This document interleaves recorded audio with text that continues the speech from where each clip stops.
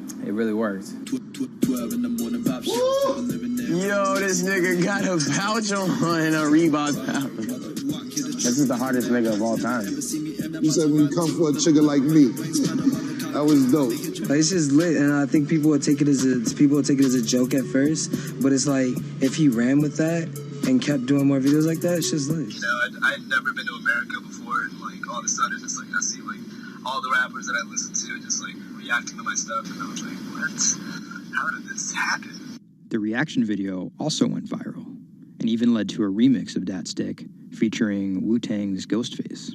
I'll get on that track. You know what I'm saying? Yeah. Really, on the remix? Yeah. Oh, you know him? And yeah, the remix went viral too. Brian has since acknowledged the misstep in his name and claims he may change it. But for the time being, he's still Rich Chigga to his fans. An ever-growing global audience, hungry for more releases from emerging talent around the world. I didn't know that it was gonna be this impactful and this important to people, and I'm very thankful and blessed that it has. And every day now that I wake up, it's like it's just like a new mission every day. A major part of that mission involves Joji. Remember the bloody bath guy? He's a former YouTube personality in the middle of a career transition. The sound of this song, Will He, it's like a trap song that you can like slow dance to. Awkward prom shit, you know what I mean? I used to do crazy episodic internet videos. It was going well, and one day it was me and a few friends just in a room. We were casually chilling, and then someone plays the song, and it's brand new at the time. I happened to have a lot of costumes laying around, so I told the other guys, I was like, get in these costumes and let's just dance to it. Like, who cares? We were like, okay, let's just go crazy at the drop. So that video goes up. I go to sleep, and the next morning, everyone's doing it. Like, next morning.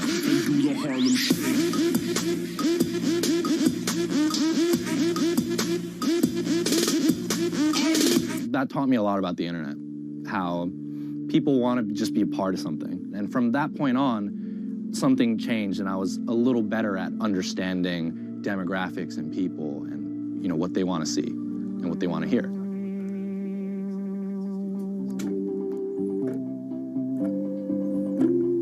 I was friends with a couple other artists who were affiliated with 88, and then I also started to realize that 88 is the bridge between Western and Asian entertainment, and I really wanted to be part of that. Joji just released the In Tongues EP, his first project as a serious artist. Joji's In Tongues record came out a couple weeks ago. It's #2 on Billboard on the R&B charts, which is crazy for, independent release, and he's like a brand new artist. And the success is even more impressive, knowing he went from creating something like this. It's just Taco Bell. What could possibly go wrong? To creating something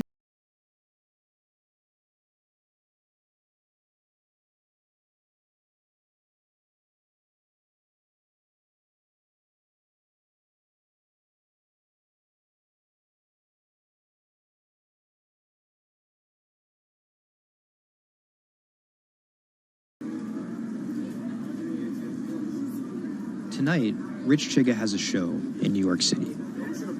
Tickets sold out in an hour.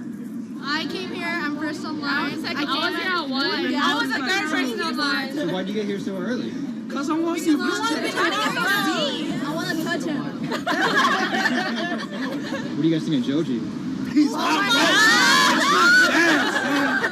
That's my dad, son. You guys cop the new EP or like? Yeah. I woke up at 6 in the morning just to cop that shit. And then I listened to it, and that shit started making me cry. This is actually kind of exciting. Every time, this never gets old. Like, you live online and social media, but like, there's nothing like just being with the people.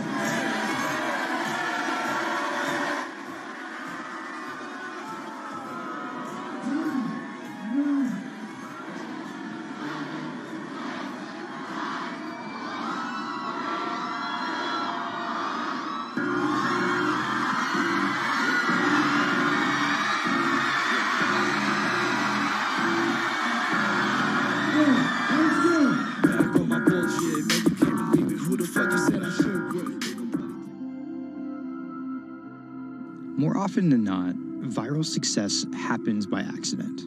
And then after an appearance on Ellen or Jimmy Kimmel, the creator's star power fizzles out.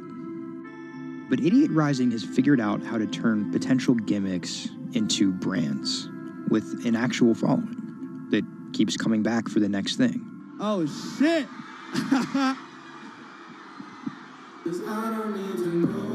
So keep an eye out for Idiot's next move. But more than likely, it won't be covered on network television or terrestrial radio. Although, as they've already proven, nowadays that really doesn't matter.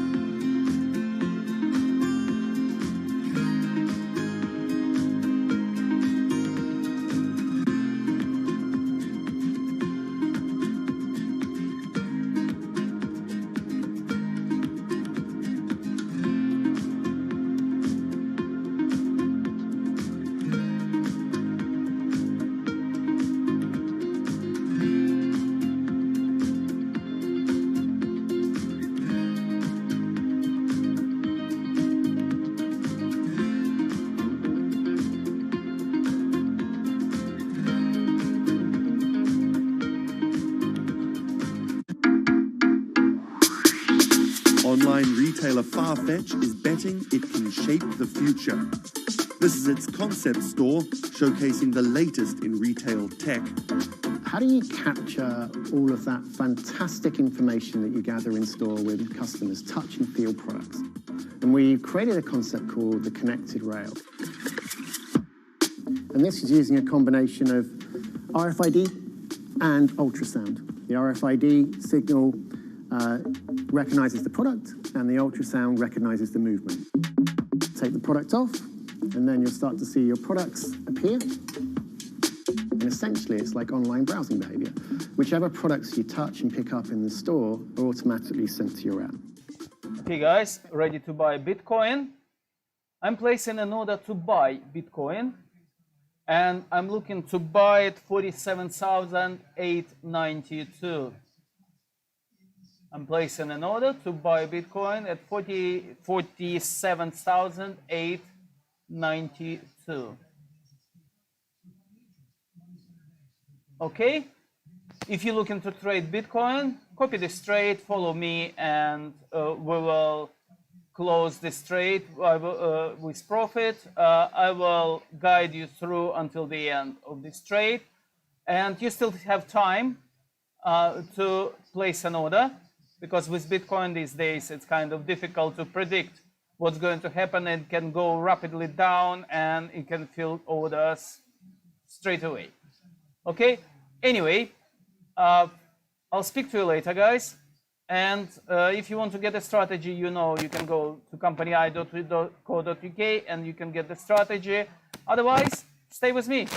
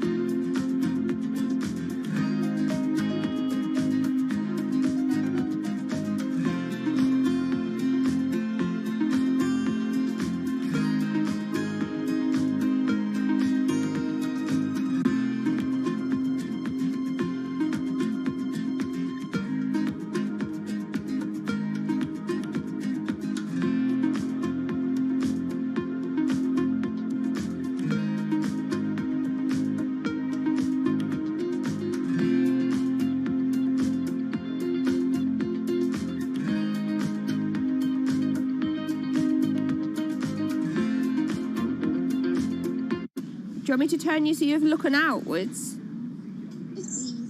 Yes, please.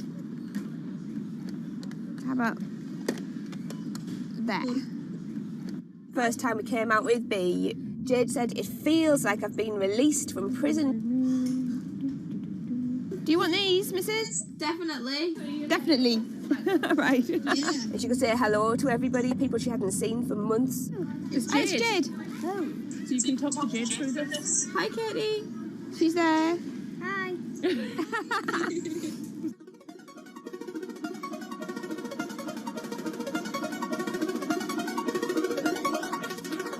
Every time anyone's seen her, they want to know why she's there. And it's kind of the opposite of when you're in a wheelchair and people see you and they kind of go, oh, should I look? I don't know what the right protocol is. When there's a tiny robot with its bright little eyes going around just looking happy everywhere, it really opens you up for conversation. You've got some friends here, look. Hiya. When I saw her for the first time, I remember thinking, this is going to change things. This is one of those points where if this was a book, this would be the cliffhanger.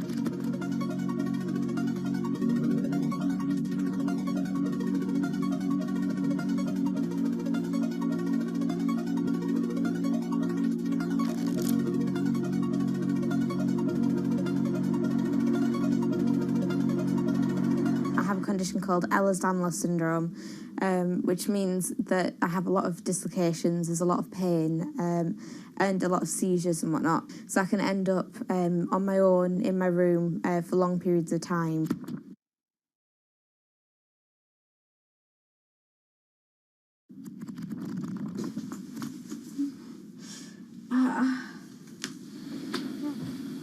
Yeah, my love. A lot of the time, with a condition like my own, of course there's the pain, and the pain is bad, and the dislocations are bad, and the seizures and being in paralysis and never knowing whether you're going to be able to wake up properly tomorrow, that's bad. But what's worse still is being able to count the number of people you see a day on one hand. Are you ready? Sure am, I'm just hoping the connection's going to stay. Yeah, me too. Alright, here we go. When you're used to just the same little metre by metre and a half window every day, and you've been there for months, being able to just see the sky from somewhere else, or the tops of trees, or a sign, is incredible. Or being able to have that kind of chat in the car that most people would probably take for granted. I'm going to go past Grandma and Grandad so you can give them a wave. Now, if Jade is particularly seizure-y, she can still take part. And that's brilliant, really, because before she would just be left in a bed or in the house with just her carers. It's quite a small world, that. Right, so there's one of them. Here, this costume I'm busy making at the moment. When I'm not on bed rest and I'm not just wearing pyjamas all the time, I enjoy being able to dress as different characters and go to Comic Cons and that kind of thing, because it just lets me show a different side of myself, and it's a bit of fun. If you can't go out that often, you've got to enjoy it when you do. Was that? Good.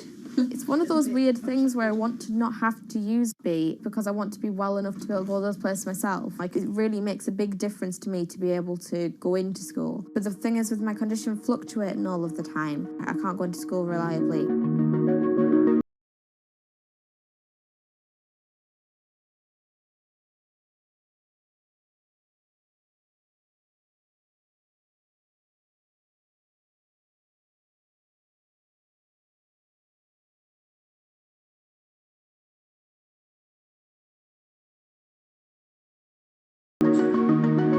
Today's the first day that I've been in school via B, and so far it's interesting. Still a few little things that we need to work out, but for the most part I think it's going fairly well.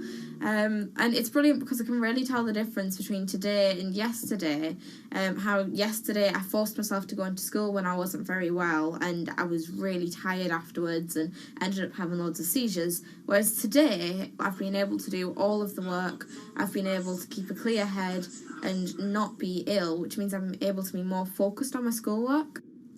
So there is my first step of working, is to simplify root 8. The algebra test is next week. Now I'm trying to make friendships which I'll be able to maintain with B. Before that, I end up letting people down quite often. B gives me hope, yeah. She's just always there. And if I can't do something, she can. And if I need sort of assistance to be able to make commitments, then she's there, and she means that I feel like a more valuable person because I'm more reliable.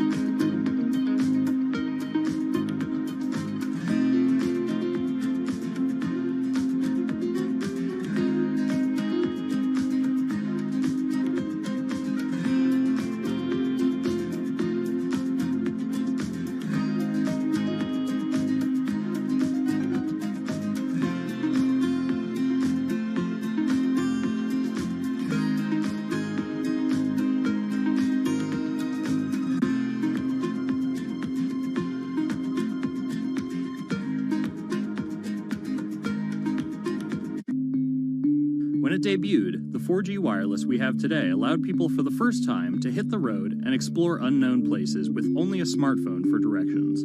When 5G arrives, it could enable driverless cars to take us there as well. 5G stands for fifth generation mobile networks or wireless systems. It's insanely fast and can accommodate a lot more connected devices. But the reason it's being called revolutionary is because 5G will allow connected devices to speak to each other as well as people. Right now we're living in a world where really it's a one-way experience. That's Bloomberg tech reporter Ian King. The network talks to your phone, you look at your phone and access data, then you send something back to the network. What we're being told about 5G is that really for the first time we're going to see machines communicating with each other over mobile networks in a meaningful way. 5G could end up being 100 times faster than what we have now, with speeds that could reach 20 gigabits per second. In plain English, that means downloading a full-length HD movie in seconds. 5G will also increase total bandwidth, which we will need in order to accommodate the growing Internet of Things. We're talking about the class of devices like internet-connected refrigerators, thermostats, dog collars, but 5G will enable many, many more. Things like your utility network, factories, where machines are just sat there not connected at all. Suddenly they're all going to be connected. Suddenly we're going to be able to have real-time monitoring. Other things like cars, like utility poles, like your light, the light poles. But perhaps the biggest advance will be a huge reduction in communication lag time, known as latency. A network of driverless cars will need the speed of 5G to ping each other multiple times per second to avoid collisions. Near instantaneous data transfers could allow doctors to perform surgery remotely with a robotic scalpel. So how will all this work? First, you need to improve network density. And that's just a fancy word for saying you put more towers out there. What we're being told is that's not actually the case with 5G. The idea is 5G will not only use the existing mobile spectrum, but also tap into higher frequencies called millimeter waves. Millimeter waves can carry more data, but only travel short distances. This may mean you'll see a lot more of these base stations around town. And the new towers may have as many as 100 antenna ports, compared to about a dozen on 4G cell towers. So when will we get 5G? Getting 5G ready is expected to cost providers $275 billion over 7 years in the US alone. Look for the first 5G service to pop up in big cities sometime in 2019.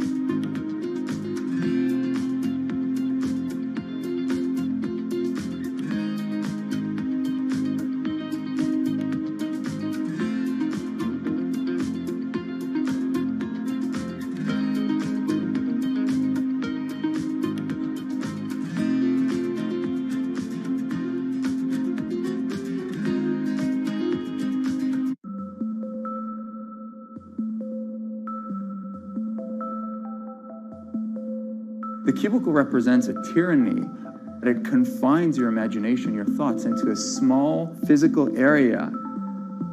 Imagine pretty much every software engineer or finance person being able to, disconnect from their desk and look at holographic monitors on a beach and doing their work from there. That's not going to be science fiction. It's the modern office place. Silicon Valley is all about building the future. A startup called Meta thinks it's getting there first, thanks to a big bet that it's made on augmented reality. How are you? Good, thank you. Welcome to Meta. Thank you. Call it a 360-degree office where you can spatialize your thoughts as part of your workflow for education, architecture, design, engineering, etc. People often mix up augmented reality with virtual reality. VR totally blocks your ability to see or hear the real world. AR overlays holograms onto what you already see. Meta has tried to make its version of the workspace feel familiar. You grab the hologram instead of using a controller or a mouse, and your brain already knows how to do it. In other words, we've designed an operating system that humanity has always known how to use. So you can see this eyeball, which is, by the way, photorealistic. You can see my hand is occluding the eyeball, and now the eyeball is occluding my hand, right? You see those two circles? They get small, and then they turn into this glowing white ball, and then I can move my hand around supernaturally. I can do this with two hands and rotate the thing. I can stretch it. I can throw it back right into the shelving system, and that's all you have to learn to become a modern worker. And to prove this, the employees at Meta have started to get rid of their computer monitors, trading them in for Meta's augmented reality headsets. Myron thinks that in less than a decade, we'll all be just wearing strips of glass that can project holograms.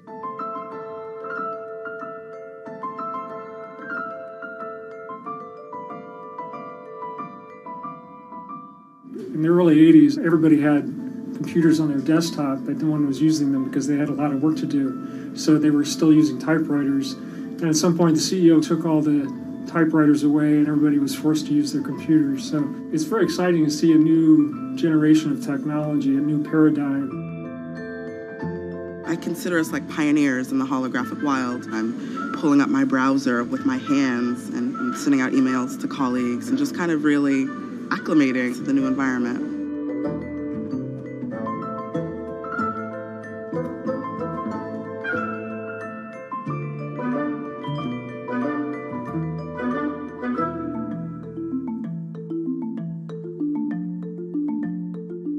Now you're putting on my computer, essentially. Our digital lives live on our phones. We have all of our pictures and notes and all these kinds of things. So, and why don't you write yourself a little sticky note? I like it. And go ahead and just take your fist right over the top of the sticky note and close your fist. And now... Oh, what? Meta's own transition to augmented reality has run into plenty of unexpected problems. And it's still going to be a while before you'll start to see these devices in your office. But I think it's a future worth waiting for. If we could see these holograms between us, we will have been able to share our work with one another more naturally, more efficiently, and more productively than ever before. Humanity will have evolved slightly.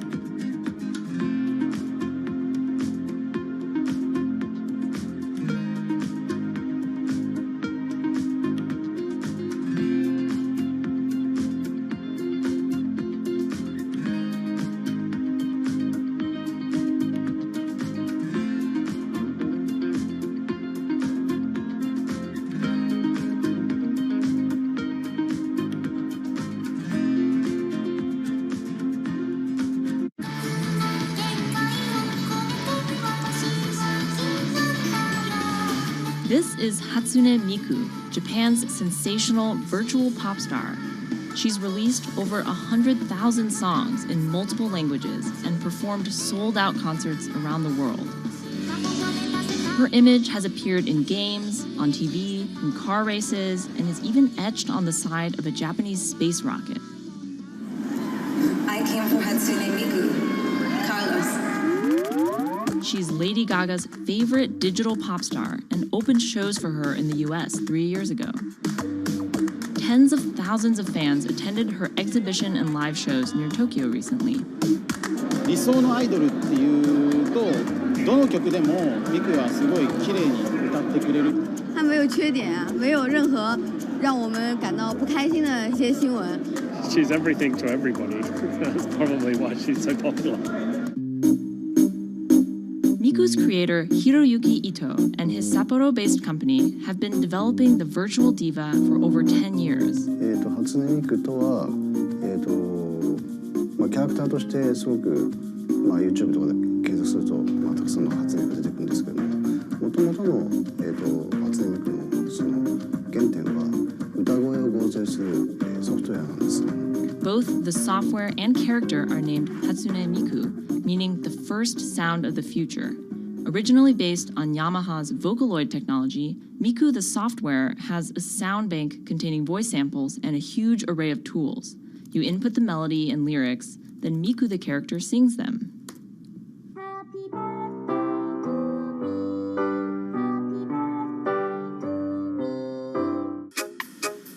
To date, Krypton has sold 120,000 software licenses at $200 each to fans around the world who use it to create numerous songs and share them online. Some of the fan-created songs are chosen to be part of Miku's concerts, for which they're paid a royalty fee. もともと初音ミクっていう存在自体がボトムアップって言いますか、中にはアマチュアクリエイターじゃなくて今もうすでにプロになって活躍している方もいらっしゃるんですけども。 The company also has other revenue streams. It makes money from merchandising, licensing deals, and concert ticket sales. According to the real-life musicians who perform with Hatsune Miku, the virtual pop star is interesting and surprising. 今年で3年ぐらい、ちょうど3年ぐらいやってきて、ライブも数十本、数百本やったの。そういうことが演奏によって起こせるためのそういう器みたいな感じになっています。初音ミクらしさって僕はあんまりない。初音ミクって何だってありっていうか。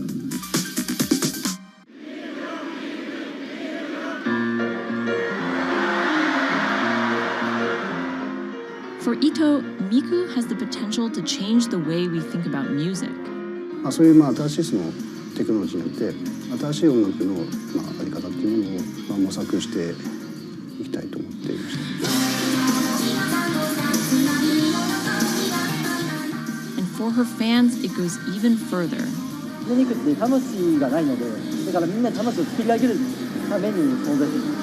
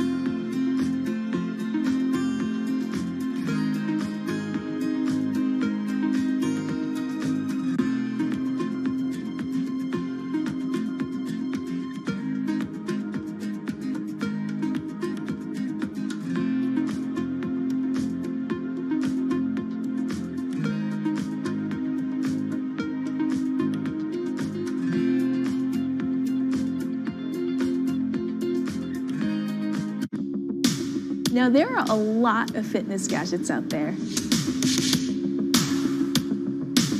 In my quest to get fit, I tested 17 of them over the last few months. At least one personal trainer I know was a little bit skeptical. Yeah, I've been watching these new technologies come to the market for almost as long as I've been a personal trainer. They're just tricks and tropes. They're not much different than the Bowflex machines or, to be honest, the original Jane Fonda workout video. But some of these gadgets that are just coming to the market do so much more than what they used to do, just tracking your activities. Out of all of them, this chest strap was my favorite. It comes with a robot coach that points to the future, one where you might not need a human trainer at all. And it works like this. You wear the chest strap so that it can read your heart rate, and that connects to Move's free app that talks to you. Welcome to Move Heart Rate Hit Outdoor Running. Let's get moving and warm up in Zone 2. Move's computerized coach tells you what to do at that exact moment, whether you're running outside or you're doing body weight exercises indoors. Swing your arms faster to get your legs moving quicker. Let's crush this round. And by reading your heart rate, she knows exactly how hard you're working. She keeps you honest. Way to go, you are in the target zone. Keep pushing, you're almost at the end of the round. Don't give up. I've been running for 7 years now, and my biggest problem is that I never push myself hard enough. I end up going on the same slow, comfortable 30-minute jog, but the Move HR Burn blasted me out of that rut. By the end of these half-hour exercises, I was drenched in sweat in a way that I never am when I work out alone. Training with a real person is great, whether that's your group instructor or your coach or your personal trainer. But humans, they're expensive. For the rest of us, this $60 gadget is all you need.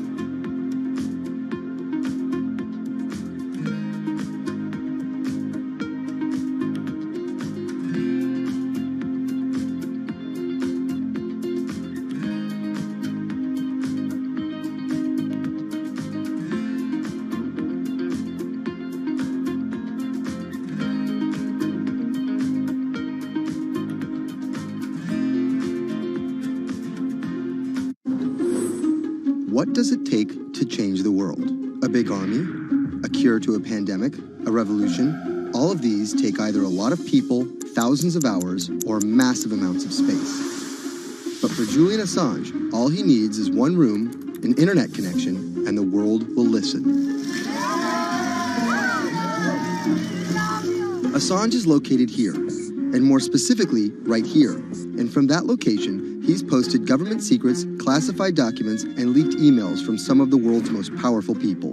And in doing so, has been labeled a hero, a villain, a nihilist, and everything in between. This is how an Australian programmer sequestered in the Ecuadorian embassy in London became one of the most influential and notorious people in the world. Born in 1971 in Townsville, Australia, Assange has always been on the move. Living in over 30 homes by the time he was in his mid-teens, Assange, along with his mother and half-brother, finally settled down in Melbourne. His introduction to hacking started at 16 when he was given a Commodore 64, which he attached to a modem. He attended the University of Melbourne, where he studied programming, physics, and mathematics. He never graduated, but that doesn't mean he didn't get an education. By 1991, Assange hacked into the Pentagon, U.S. Navy, and other branches of the U.S. government. In 1996, he was caught by the Australian Federal Police and charged with over 30 counts of hacking and computer-related crimes. He didn't get any jail time, but he was fined $2,100. I think the first taste of what would come later was the hacking that he did as a young programmer, and that really sort of foreshadowed a healthy skepticism of the use and abuse of technology by governments. That's Vernon Silver. I'm a reporter for Bloomberg's investigations team. Assange's youth as a hacker laid the foundation for him to start WikiLeaks in 2006. But what is WikiLeaks?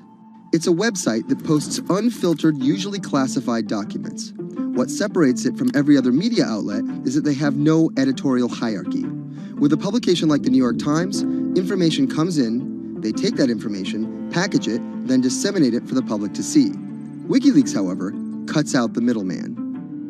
WikiLeaks gathers information, most of it given to them anonymously. So what they're doing is really very simple. They get the information in one end from who gives it to them and out the other with sometimes minimal interference. Julian Assange is the leader of that, the mastermind, the creator, and really, because he thinks of it as a journalistic enterprise, the editor-in-chief. But every story starts with a source, and Assange has some unconventional sources.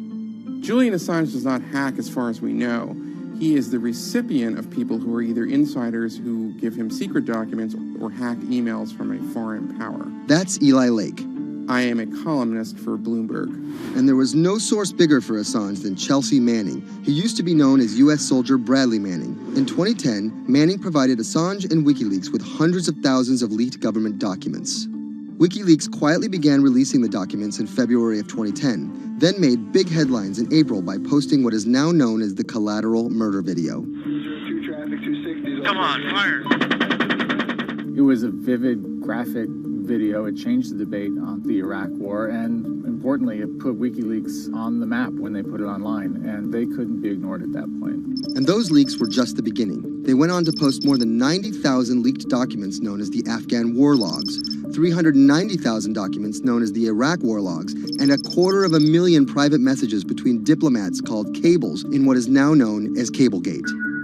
These leaks were met with very real ethical questions. The problem with publishing those cables was that a number of confidential sources for U.S. diplomats who faced real danger when their names were exposed. Then Secretary of State Hillary Clinton drove the point home that every country, including the United States, must be able to have candid conversations about the people and nations with whom they deal. Shortly after Cablegate, the Swedish government issued an arrest warrant for Assange on allegations of rape and molestation. He claimed the allegations were fabricated to get him extradited to the United States, a claim the U.S. government denied. Either way, Assange's next move was to seek refuge in the Ecuadorian embassy, which really was the beginning of the new chapter in his life and what we're dealing with now, which is him being stuck in London. What was supposed to be an office in an embassy is now Assange's self-imposed prison to this very day. But that doesn't mean he's slowed down. Since being trapped in the embassy, WikiLeaks has released files about Guantanamo Bay prisoners, Syrian political figures, and the draft to the Trans-Pacific Partnership. And then came the 2016 U.S. election. Thousands of leaked emails showed Democratic Party officials possibly plotting against Bernie Sanders in his race against Hillary Clinton. Over the course of 68 days, WikiLeaks released 20,000 confidential Democratic National Committee emails. In terms of the presidential race, if you look right here, when Assange released the first batch of emails, Trump actually takes his first lead against Clinton. I think we've had enough of the Clintons, in all fairness. Don't you think? Once WikiLeaks started exposing secrets of the Democratic Party, Julian Assange became a hero to many on the right. Public opinion kind of flip-flopped. WikiLeaks. From the emails, we now know Hillary Clinton's campaign manager makes risotto, and also how the DNC squashed Bernie Sanders' campaign. One thing we don't know is who gave Assange the stolen emails in the first place. Many leading Democrats say they suspect it was the Russians. They released an analysis from a private cybersecurity firm that had said it was the Russians. But Assange claims our source is not the Russian government, and it is not a state party. So this is where we stand today. The public still doesn't know who provided the emails to WikiLeaks. Meanwhile, Assange is still running WikiLeaks and still releasing documents. In March 2017, he started publishing documents from the CIA's Center for Cyber Intelligence called Vault 7. The CIA, the agency charged with finding and keeping our top secrets, can't keep its own secrets. As long as Assange has a connection to the world, no government secret will be too far from exposure. Julian Assange is still in the embassy. Maybe he'll leave, maybe he won't. Kind of regardless, his work has been done. He's changed the way people think about their governments, about their own secrets, about their own hackability, and really the world has changed because of him.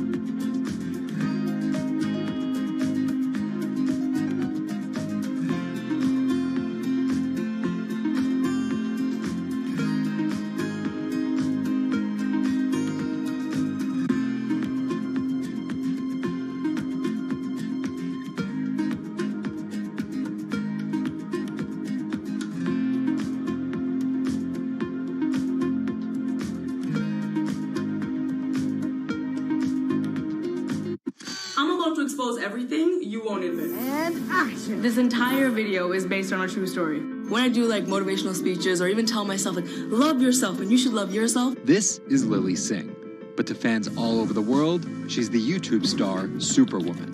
What up, everyone? It's your girl, Superwoman. I know we can change the world for the better, one positive day at a time. My parents now know what I do. They didn't know what I did for a long time in the beginning of my career. I was just making videos in my room. They had no idea. Mom, Dad, have you seen my keys? I can't find them anywhere. Because you're always on phone. Until someone called them, like a family member from another part of Canada, was like, Canada, is your daughter making videos? And the mom was like, I don't know, Lily, are you making videos? Just making videos grew into an entire career. Today, Lily's YouTube channel has some 12 million subscribers, over 2 billion views, and guest stars like Michelle Obama, Dwayne "The Rock" Johnson, and Seth Rogen. I think a lot of young girls are raised to believe that you're going to go to school and then graduate and then get married and then get a job and then have kids. And Lily was on that path, all the way through a psychology degree at York University in Toronto. But when she started thinking about a career, I started to immensely panic and think something was wrong with me because I tried to figure out my life and it wasn't working in that straight line. It was 2010, and YouTube was only 5 years old. I thought nothing of YouTube. I was probably the last person in my circle of friends to discover YouTube. And I remember when I did, I thought, this is so strange. There's people making videos in their rooms, and other people are watching them. So she figured, why not give it a shot? I one day posted a video because I was sad, and I wanted to be creative and happy. She didn't know how to edit video or write scripts, so she winged it. It was so bad and so cringe. And my expectation was literally nothing. I was like, I'm gonna put this video up, a couple of my friends are gonna watch it, probably make fun of me, and that's gonna be the end of this. The second and third video came from, wait, 70 people watched my first one, can I get 80 to watch the next one? She kept creating, she kept posting, and the viewers kept coming. Lily had found an audience. A lot of the comments were, oh my God, there's a brown girl on YouTube. More specifically, Indian. Lily's parents immigrated to Canada from India, and Lily was born and raised in Scarborough, near Toronto. My home life was awesome. My parents, even though I portrayed them to be quite strict in my videos. Oi, Lily, where the rest of your skirt, huh? I teach you like this, to walk around like this, showing everything to everyone? They actually aren't like that at all. They're pretty modern and pretty cool. Your dress is short. Don't know what for. And were pretty lenient with me. I mean, I got away with a lot of things. I was a brat. I was a brat. She had a different idea of what she wanted out of life than other kids. In a grade school graduation slideshow, her classmates said they wanted to be lawyers and doctors. And then I came up and I was like, rapper. Making out with your friends, man. But then you say that you hate hoes. I could just feel my parents being like, why?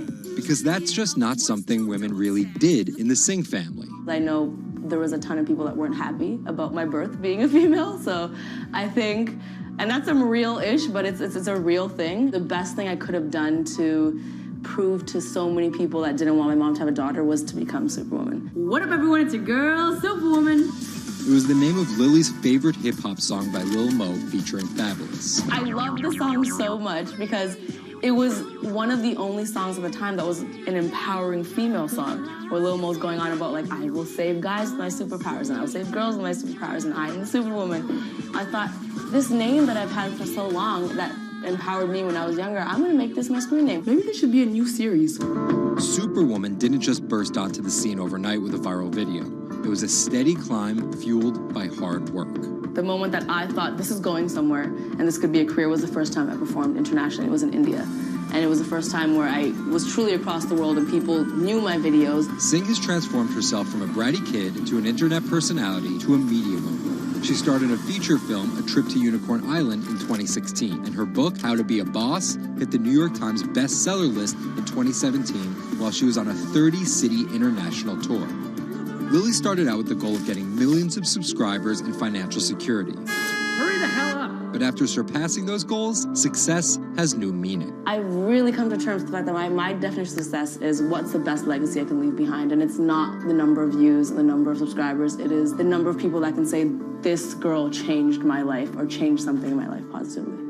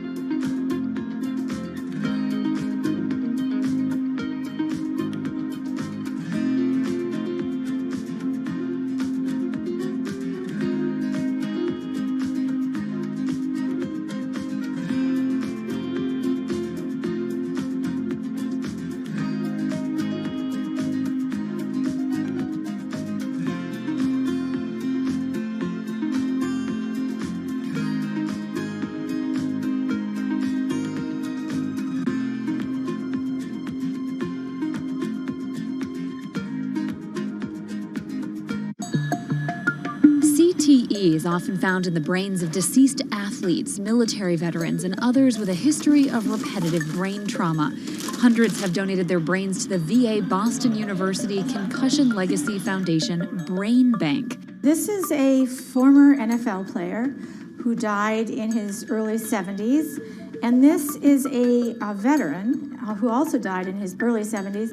Dr. Ann McKee dissects these brains. The hippocampus and the mammillary bodies are very important for memory. I can see that they're slightly affected. McKee recently dissected the brain of former New England Patriots player Aaron Hernandez, who was convicted of murder and later committed suicide. You'll see right away that the brain is showing signs of shrinkage. You can see the crevices in the brain that you can't see in the normal. McKee says Hernandez's severe case of CTE impacted his decision-making, depression, and ability to control rage and aggression. Right now, she thinks we're underestimating how many people have CTE. We were able to distinguish between CTE and controls and CTE and Alzheimer's disease. The next question is, can we do this in the blood, and can we do this in living people? And we aren't there yet with those answers. But the need for a diagnosis in the living is motivating companies such as Quanterix in Lexington, Massachusetts, to work faster on technology that could diagnose concussions and CTE in as few as 30 minutes. Kevin Rosovsky is the CEO. It's like a high-powered microscope. And so by doing that, we can see little biomarkers that you couldn't see before in the blood. Quanterix received a grant from the NFL and just went public. Since then, its stock is up more than 40%. The company sells a machine called Simoa for $175,000 to other biotechs, hospitals, and researchers. And for the first time in history, we're able to see brain health in blood, and that's a major breakthrough, and that's leading to less invasive testing, and we've already been able to see evidence of concussions, and there's the beginning evidence of being able to see the accumulated effect of concussions. Quanterix is also trying to detect Alzheimer's disease, multiple sclerosis, and ALS. Rosovsky says he thinks diagnosing concussions will be easier than diagnosing CTE. Diagnosing CT in the living probably is a couple years away. We're real excited to see the progress, but reducing some of that work into actual tests in a laboratory takes time. There's regulatory approvals. There's a lot of red tape that you have to go through. Also in this race to diagnose CTE in the blood are Athlon Medical and Exosome Sciences.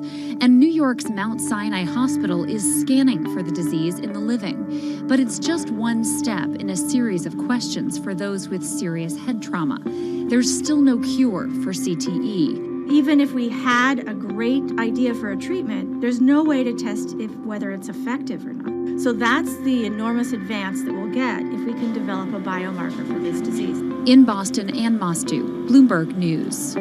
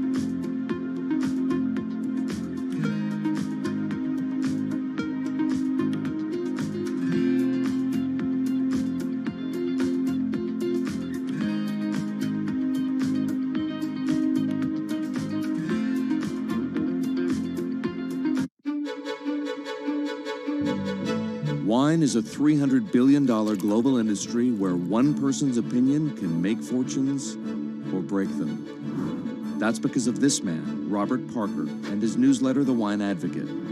For 3 decades, he dominated as the world's most influential wine critic. Now Parker's protege is building an empire of his own. Antonio Galloni runs Venice. Antonio, tell me, what are you trying to build at Venice? Well, at Venice, we started with the idea in 2013 of building a world-class platform. We have a database of about 250,000 professionally written reviews. On Delectable, we have 7 million user reviews. Through Delectable, we also have a partnership with Whole Foods and several other partnerships that we can't announce just yet. And when you put that all together, what we have is something that no other company in our space can even come close to. Do you think of yourself as the next Parker? Not at all. Why? Because Steve Jobs said you can't live your life trying to be somebody else. So he's one of my biggest influences, and I've never wanted to be a replica of somebody else because a replica is never as good as the original. Bob is a genius, fantastic, one of a kind. We're going to be something completely different, and I have no desire to be some version of somebody else. Different in what way? Every decision that I've made at this company is completely anathemic to what Bob did with his company. I want our writers to be partners. All of my senior people are locked into the company. They all have equity or they have a path to equity based on business results. That's something that we never had at Parker. Our benefits are world-class, and everything that we've done at Venice is completely different from that model. When Steve Tanzer, who is the most experienced active wine critic in America, wants to work with us, that says something. When Alessandro Masnaghetti, who's the best cartographer of vineyards, wants to work with us, that says something. When Neil Martin, who's a superstar wine critic with enormous experience in Bordeaux and Burgundy and the former lead critic at The Advocate, wants to come and be part of our team, that says something. You make it sound like The Wine Advocate was a disaster as a company and a miserable experience as an employee. No, it was great because I got to work with Bob Parker when he was at his prime, you know, and Bob was like a second father to me, and we talked on the phone all the time, and he gave me great advice. Can anyone's palate dominate the wine criticism business the way Parker's did? And should anyone's palate dominate it the way his did? I just think the world is very different today. You know, it's just a totally different world. It's probably not healthy to have a single person dominating the world. It's not even wine criticism, it's the wine industry. Yeah, that's probably not the healthiest thing in the world. But I think that there's just such an opportunity right now with social media and technology to reach such a massive number of people that I think it's possible that 1 or 2 people will actually have more influence than Bob Parker did, because they will, again, this goes back to your first question, not trying to be a version of somebody else. You see this in sports all the time. It's like, oh, well, nobody will ever beat this record. And then somebody comes along, you know, it was like tennis, Pete Sampras. Nobody's ever going to win as many Grand Slams. Now you have 2 guys who are ahead of that and 1 knocking on the door. And so I think a lot like that. You're a former investment banker. How does that inform and influence what you're doing and what you've done? My generation has had to deal with a lot more challenges. That's why I think we're actually much better poised for the future. My first job in finance, the first thing that happened was long-term capital, 1998. Then the tech bubble melted down. Then there was a mutual fund trading scandal. You know, that was all like within about 5 or 6 years. And these are the things that I had to deal with as a young executive. My peers who were 20 years older didn't know how to manage in crisis. They'd only seen Black Monday. They'd just been in a big bull market. It's very different. So I'm very lucky. People of my generation or a little bit younger have actually had to deal with a lot more crises. I think that's actually good for learning how to cope with challenges in business. From the outside, it kind of looks like you're trying to demolish the house that Parker built, right? You left The Wine Advocate. Yeah. You merged with one of his chief rivals. Yeah. And you just hired his successor, Neil Martin. Mm-hmm. So are you? I think what that says is that all the best people want to work at our company. And that's really what we strive to create starting in 2013. We wanted to create a world-class company that would attract the best-in-class talent, and not just on the content side, on the technology side, on the digital side, our office, and at every level, what we're trying to, we only hire superstars, and we're looking for those superstars.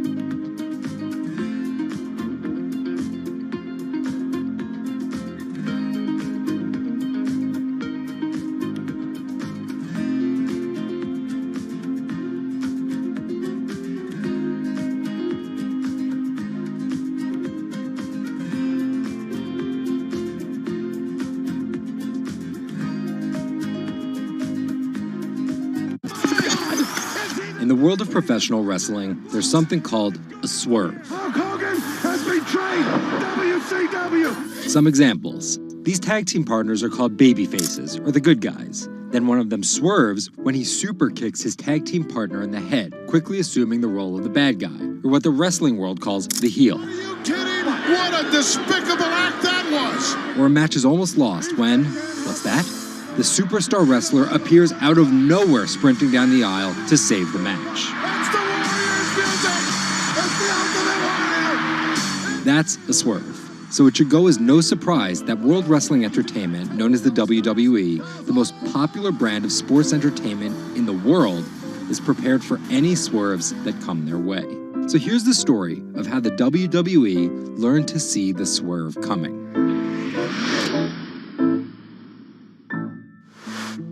So I spoke to Bloomberg reporters Felix Gillette. I'm a writer for Bloomberg News for the global business team. And Kim Basine. And I'm the U.S. luxury reporter at Bloomberg. To find out exactly how the WWE is positioning itself for an all-out global invasion, which starts with a massive change to their lucrative pay-per-view model. WWE basically pioneered the pay-per-view model on cable. I remember as a kid, when the pay-per-view events came up, all of our friends would scramble around and try and get one of the parents to pay for it. But in 2014, they took a huge risk. They saw a little bit sooner than some of the other entertainment brands that where this whole thing was moving was away from cable and satellite television and towards on-demand streaming video apps. They made this risky decision, in essence, cannibalizing that pay-per-view model, which they had essentially built. And after some early turbulence, it's working. Roughly 1.5 million people are paying $9.99 a month for the WWE app, making it the 5th most popular streaming OTT service. This adapt-or-die approach is in the WWE's DNA. Over the past 30 years, the company always seems to think 2 steps ahead. In the early 90s, WWE was at its most threatened when Ted Turner took them on with WCW, which stands for World Championship Wrestling. And back then, the WCW was winning the ratings war. So in order to compete with them, WWE had changed its product from a family-friendly kind of cartoonish style to this really raw. That's why they called their show Raw. It was this raw style of wrestling. With violent, outrageous, reality-inspired plot lines and aggressive personas. From a 16-foot ladder! And they won that fight against Ted Turner. And they bought WCW. The early 2000s ushered in an era of testosterone-driven programming aimed at the red-blooded American male. Bra and panties matches, and people smash each other over their head with like barbed wire bats and things like that. Until 2015, when WWE fans started a hashtag Give Divas a Chance. Since then, WWE has hired 40 more female wrestlers, and that growing cast of female characters was part of a much larger plan. They started to try to appeal to a broader set of people. Let's attract more female fans. And after we've attracted more female fans, let's attract more international fans. They're broadening their base, and they're doing that in large part to make it more advertising friendly. And not just friendly to advertisers. They're trying to build up their fan base in China. They're trying to build up their fan base in Europe. They, already have a pretty good fan base in India. India is a place where they already have an established wrestling culture. Because of the gigantic Indian wrestler, the Great Khali. But there's still a lot of work to do. While the WWE set a revenue record in 2017, only 30% of it is coming from an overseas audience. And there's one person whose responsibility is to grow that number. The buck eventually stops at Vince McMahon, no matter what's happening within WWE. Yeah, he's a very controlling guy, and it's a very, very, very tightly scripted company. And that goes all the way down the board to big stars' entrance music.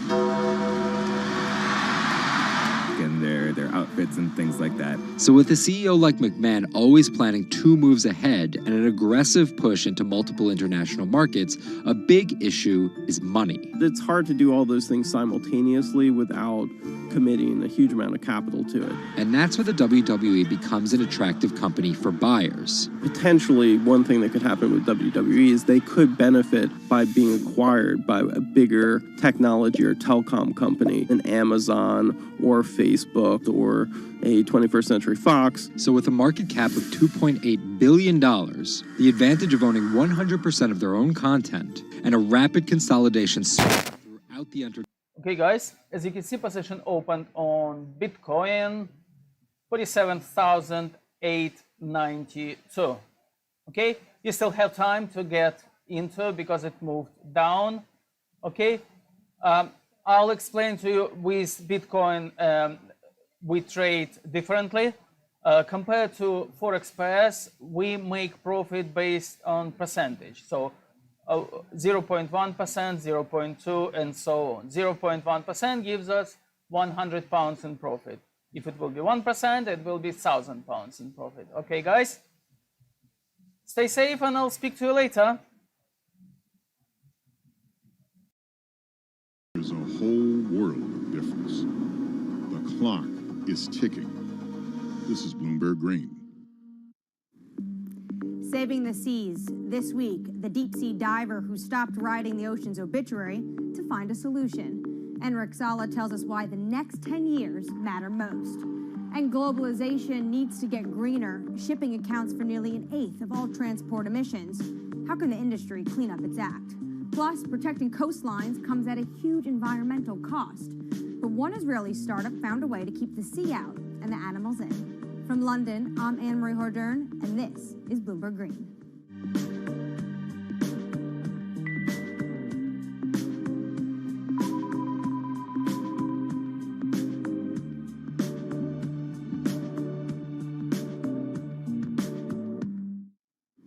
After more than a decade of studying the ocean as an academic, Enric Sala realized he was writing the ocean's obituary. He quit his job and became a full-time conservationist. As an in-house explorer for National Geographic, he's clocked more than 5,000 open water dives. He's also founded Pristine Seas, a project that combines exploration, research, and media to lobby countries to protect their oceans. To date, it has helped create marine reserves equivalent to half the size of Canada. I spoke to him about his mission and why it's so urgent. The state of the world's oceans is really bad. We have lost 90% of the large fish in the ocean. Sharks, groupers, cod, tuna. More than half of the fish stocks are overfished, which means that we are taking them out of the water faster than they can reproduce. More than half of the ocean is affected by industrial fishing, and global warming is killing coral reefs all around the world. The ocean is in a trajectory of decline. Can you just visualize for our viewers who never get to see the kind of things you are able to see, what an ocean and healthy ecosystem looks like versus one that's next to a bustling economic and industrialized area? Coral reefs in the United States, in the Florida Keys, are down to only 2% of what they used to be. Before, 80 to 90% of the bottom on a coral reef in the Caribbean was covered by live coral. Now, Florida Keys have only 2%. The average in the Caribbean is about 5% of the bottom covered by live coral. The rest is covered by slime and seaweed. And most of the fish you can see are this big. And it is very, very rare that if you jump into any place in the Caribbean at random, you see a shark. It's very, very rare. Now, let's go to Millennium Atoll, for example. An atoll that is uninhabited and fished south of the equator in the Central Pacific, belongs to the Republic of Kiribati. 2009, we conducted the first underwater expedition to this island, and I still remember the first time. Jumped over the side of the boat, and as soon as the bubbles cleared, I was surrounded by 15 gray reef sharks. After a couple minutes, the sharks decided that we were boring, and they went back to do their thing. And you look down, 90% of the seafloor is covered by thriving coral, and it's full of fish, and a sea turtle comes by. Now, this abundance that we rarely see anywhere except in well-managed marine reserves. This is what the ocean used to be like, and this is what we have learned from going to these pristine places. And you write in your book that you're writing the obituary of ocean life. What's the cure? The cure is doing less harm. Basically, there are three things that we are doing to the ocean. One is we are taking fish out of the water faster than they can reproduce. Two, we are turning the ocean warmer and more acidic because of man-made climate change. And three, we are throwing in everything that we don't want, our waste and our plastic. We need basically to reverse these trends. Does this mean that a lot of this falls to governments and their policies? That's a big part of it, because it is governments that regulate fishing and mineral extraction and oil extraction. It is governments that have the legal authority to create large marine reserves in the ocean. But also, local communities have an important role to play because some of the most successful protected areas in the ocean are community-led and community-managed marine reserves. So when the fish come back, the divers come in. And that creates huge economic opportunities through ecotourism. These areas that are managed by communities are very successful because the communities have a vested interest in having as many fish as possible inside them so they can enjoy the benefits. What from the pandemic has changed your view when it comes to protection of the environment? Nature has given us a very strong signal of how fast it can recover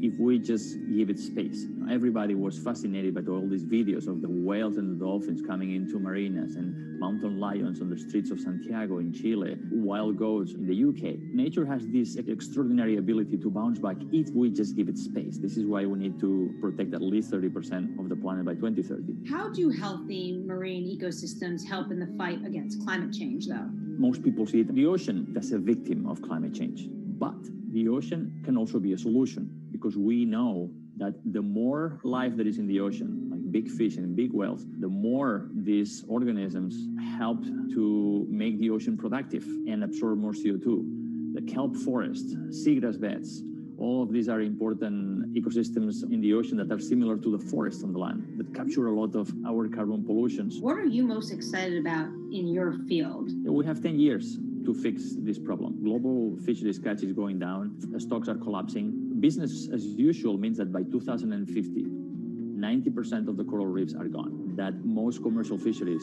have collapsed. That affects food security, that affects migration of people. We have 10 years to get to peak greenhouse gas emissions and then go carbon neutral by 2050. And we have 10 years to protect at least 30% of the ocean so we can restore much of this health and productivity, not just for saving biodiversity, but also saving our life support system. We are not talking about something that is apart from us. We are not apart from nature. We are a part of nature. So these 10 years are probably the most critical in the history of humanity.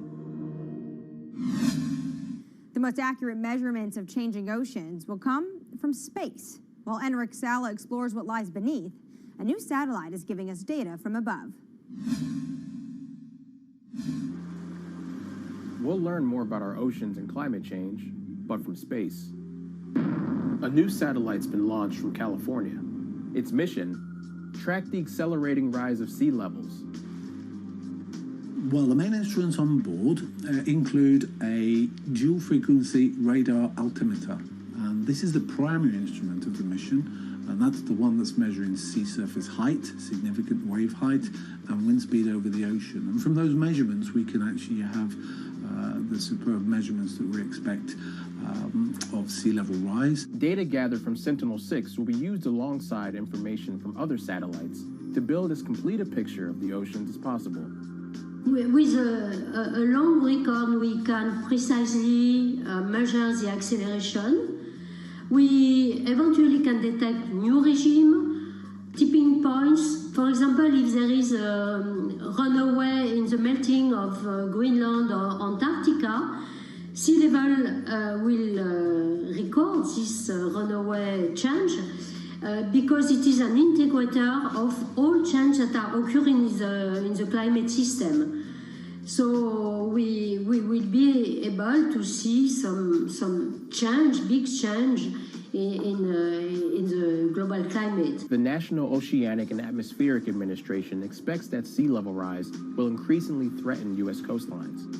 One example, the southern tip of Manhattan is expected to flood 20 to 40 times a year by 2030. 11 of the 15 largest megacities are located at the coast, and this number will double. The number of people living in coastal area will double by 2060. So,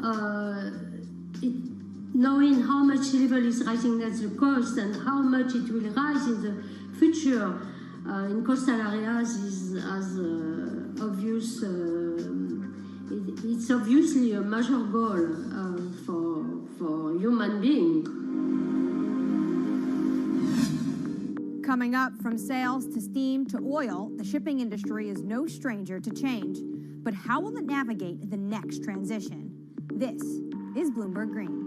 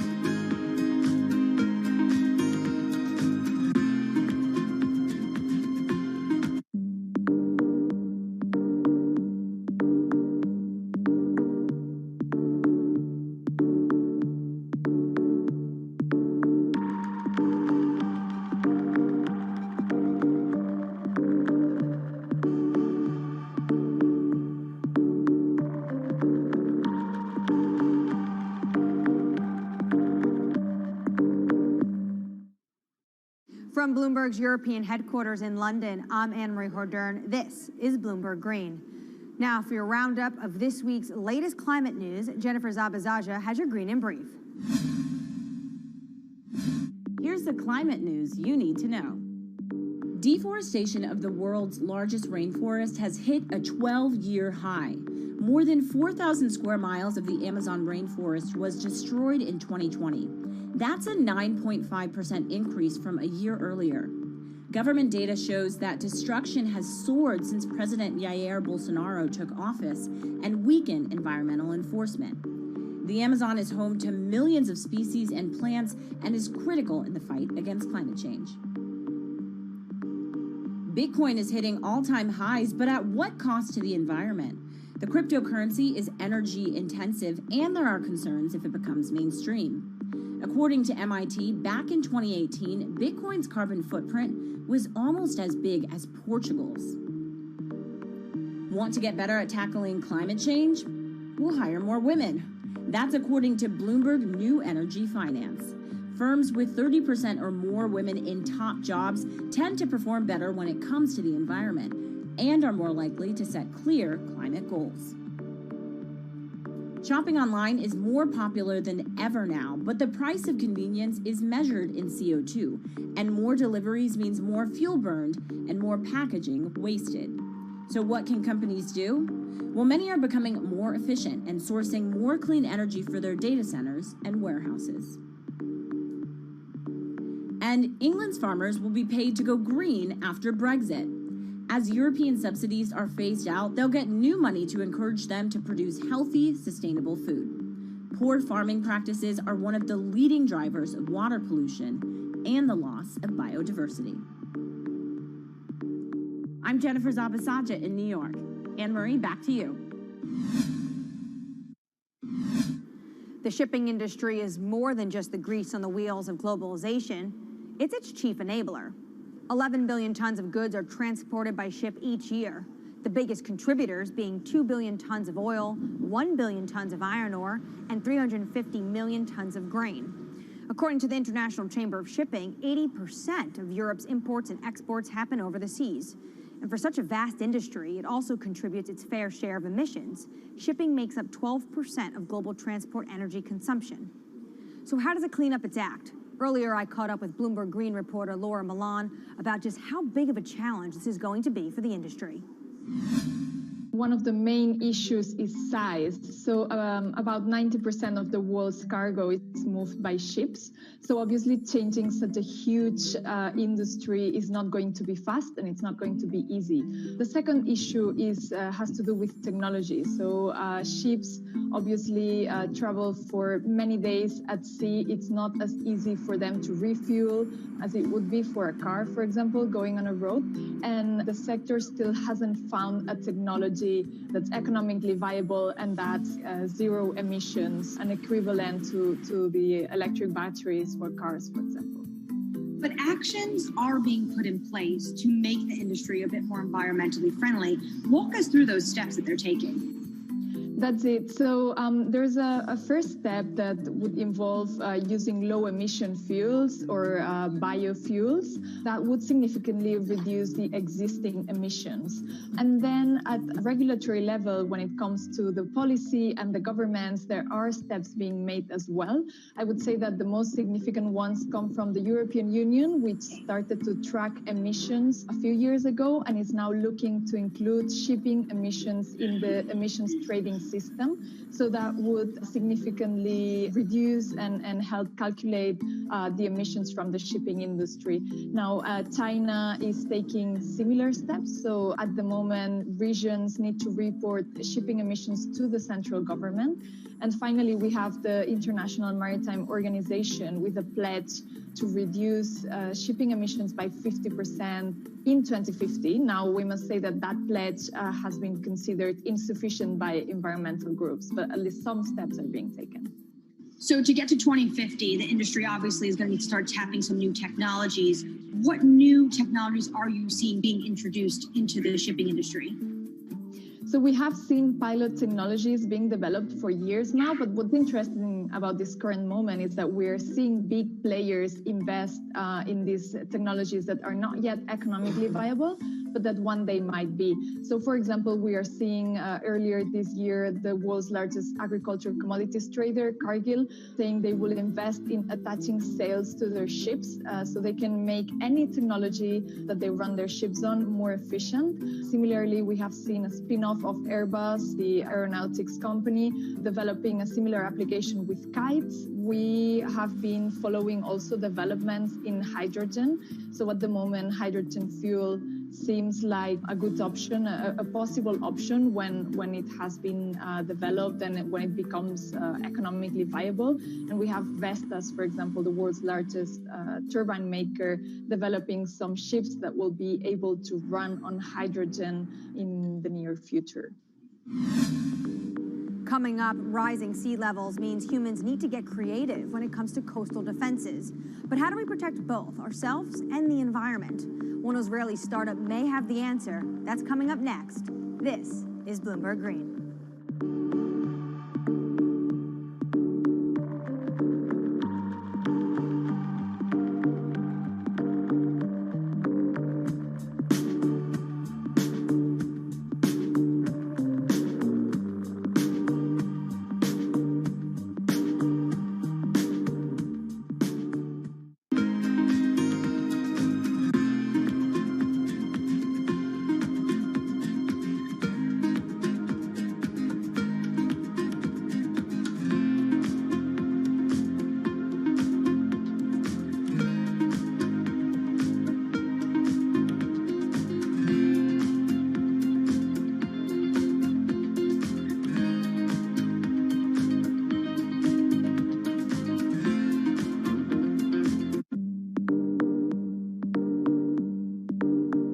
In London, I'm Anne-Marie Hordern. This is Bloomberg Green. After water, what's the resource that humans use the most?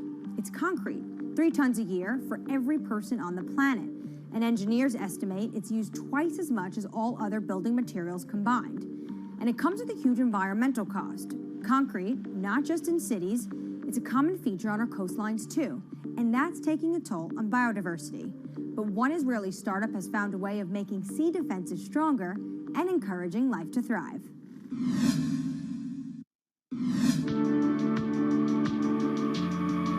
If you take a look at concrete structures like breakwaters or seawalls, the water around them is often clear. That's not actually a good thing, because it means there's no life. Marine species are actually most abundant in coastal areas, but it's also where us humans prefer to live too. So when we build here, we drive away marine life. The concrete in the marine world has a lot of additives, a lot of chemicals, and some of those materials are actually leaching out, and they're actually prohibiting marine life to thrive. If we keep developing without any regards to natural communities, there is a tilting point from which beyond we cannot really go back.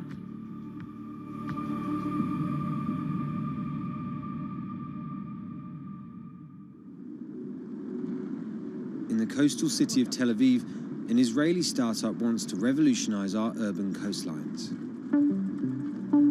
Their sea defenses are transforming lifeless man-made structures into teeming ecosystems. They do this by replacing standard concrete with their own special cement formulas. As opposed to regular cement-based concrete, e-concrete includes certain elements that enhance the growth of marine flora and fauna of plants and animals. Our admix, which is kind of our secret sauce, is basically kind of sealing the concrete, making it less aggressive for the marine environment. That once we add it, we enable life to flourish. In the lab, the team run tests to identify what mixes will work best for marine life. So we take really ice cube-sized concrete slabs of different compositions, and we put larvae, 20, 30, 50. We need to have a lot of replicates. We're geeky scientists, so we have to have a lot of replication and controls. And then within a few days or just a few weeks, we can get an answer on their preference. So obviously, if they die, they have a very low tolerance to that specific concrete mix design. And if they thrive or they flourish, we can quantify that very quickly. E-concrete says it typically sees double the biodiversity of regular grey concrete. From fish and sea caterpillars on their armour blocks to crabs on these tidal pools that sit on the shoreline. This unit holds water during the low tide, so it's always moist, and therefore it has a very comfortable habitat for crabs and sea anemones and sea stars, etc. These pools have been here for less than 3 months, and this is already what you can see. It's covered with life. See the rock around it, which has been here for probably 10, 20, maybe even more years, only has a thin layer of green algae, and that's it. As well as the composition of the cement mix, e-concrete designs its products specifically to the marine environment it will be deployed, to create niches for endangered species, or to develop nurseries like these oyster beds. The final part of the equation is creating complex surface textures to mimic natural rock or coral, an environment that helps anchor young organisms. When concrete elements are being cast, the typical goal is to have a very slick surface, very, very smooth. The idea is to get the water to flow right across it. When we're designing e-concrete with a rough surface, we want to do the complete opposite. We want to slow the water when they are crossing the structure so that the larvae can actually adhere and attach to the surface. E-concrete has to offer its clients more than just ecological credentials. Over time, they've discovered that creating hospitable habitats for marine life adds another advantage, one that is surely hard to ignore. We've seen evidence to the fact that the growth of the organisms on the concrete create kind of a layer of defense. Just the addition of weight, we can actually gain stability and strength over time. This is let's say the unit when we put it in the water.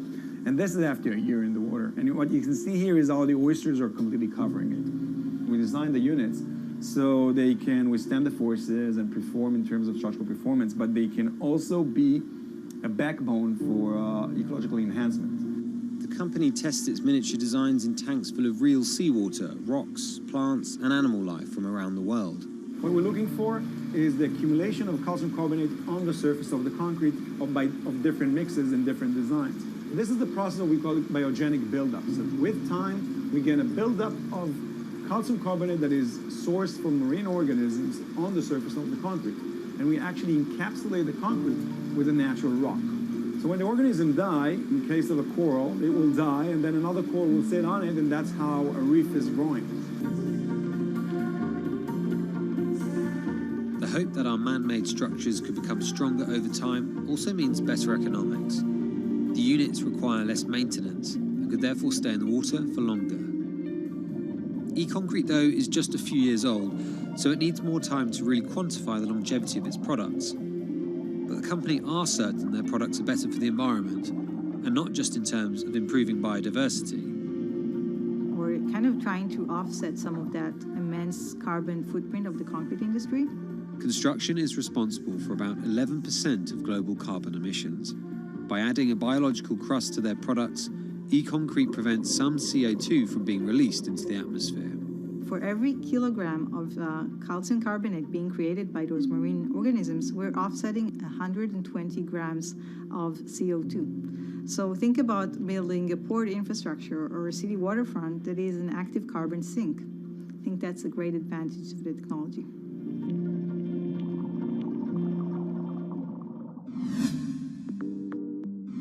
That does it for this week, but let's keep the conversation going on Twitter. Follow us at Climate. I'm Anne-Marie Hordern, and this is Bloomberg Green.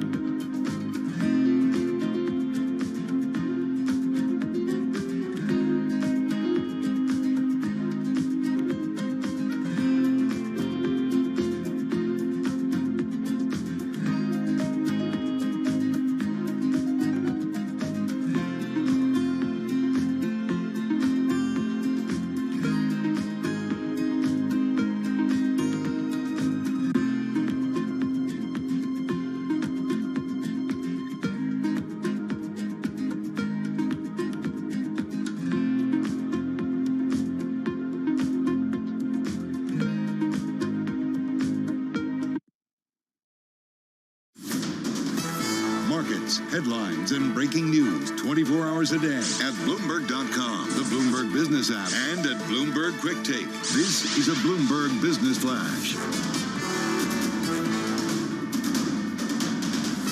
From Bloomberg World headquarters, I'm Charlie Pellet. U.S. stocks are resuming their September swoon. It is a down Thursday, first-time jobless claims Thursday, and we've got the S&P lower now by 10, well off session lows, but still down 0.2%. Dow Industrials down 85, lower now by about 0.3%. The NASDAQ Composite Index down 12, drop now of 0.1%.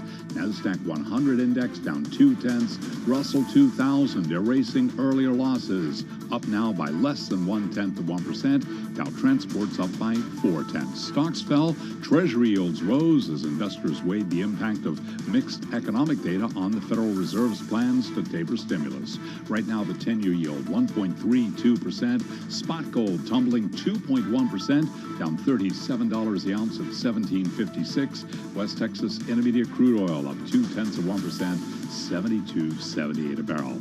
As for the earnings backdrop, Anna Hahn is equity strategist at Wells Fargo Securities. So far, companies and corporates are saying that they are able to maintain margins, pass along those input prices, but that's a weak spot and a risk that we're looking at very carefully. So going into this earnings season coming up, I think that's going to be one of the spots that we look at and pay attention to one of the most. FedEx says it plans to hire 90,000 workers for its peak delivery season, up from 70,000 a year ago.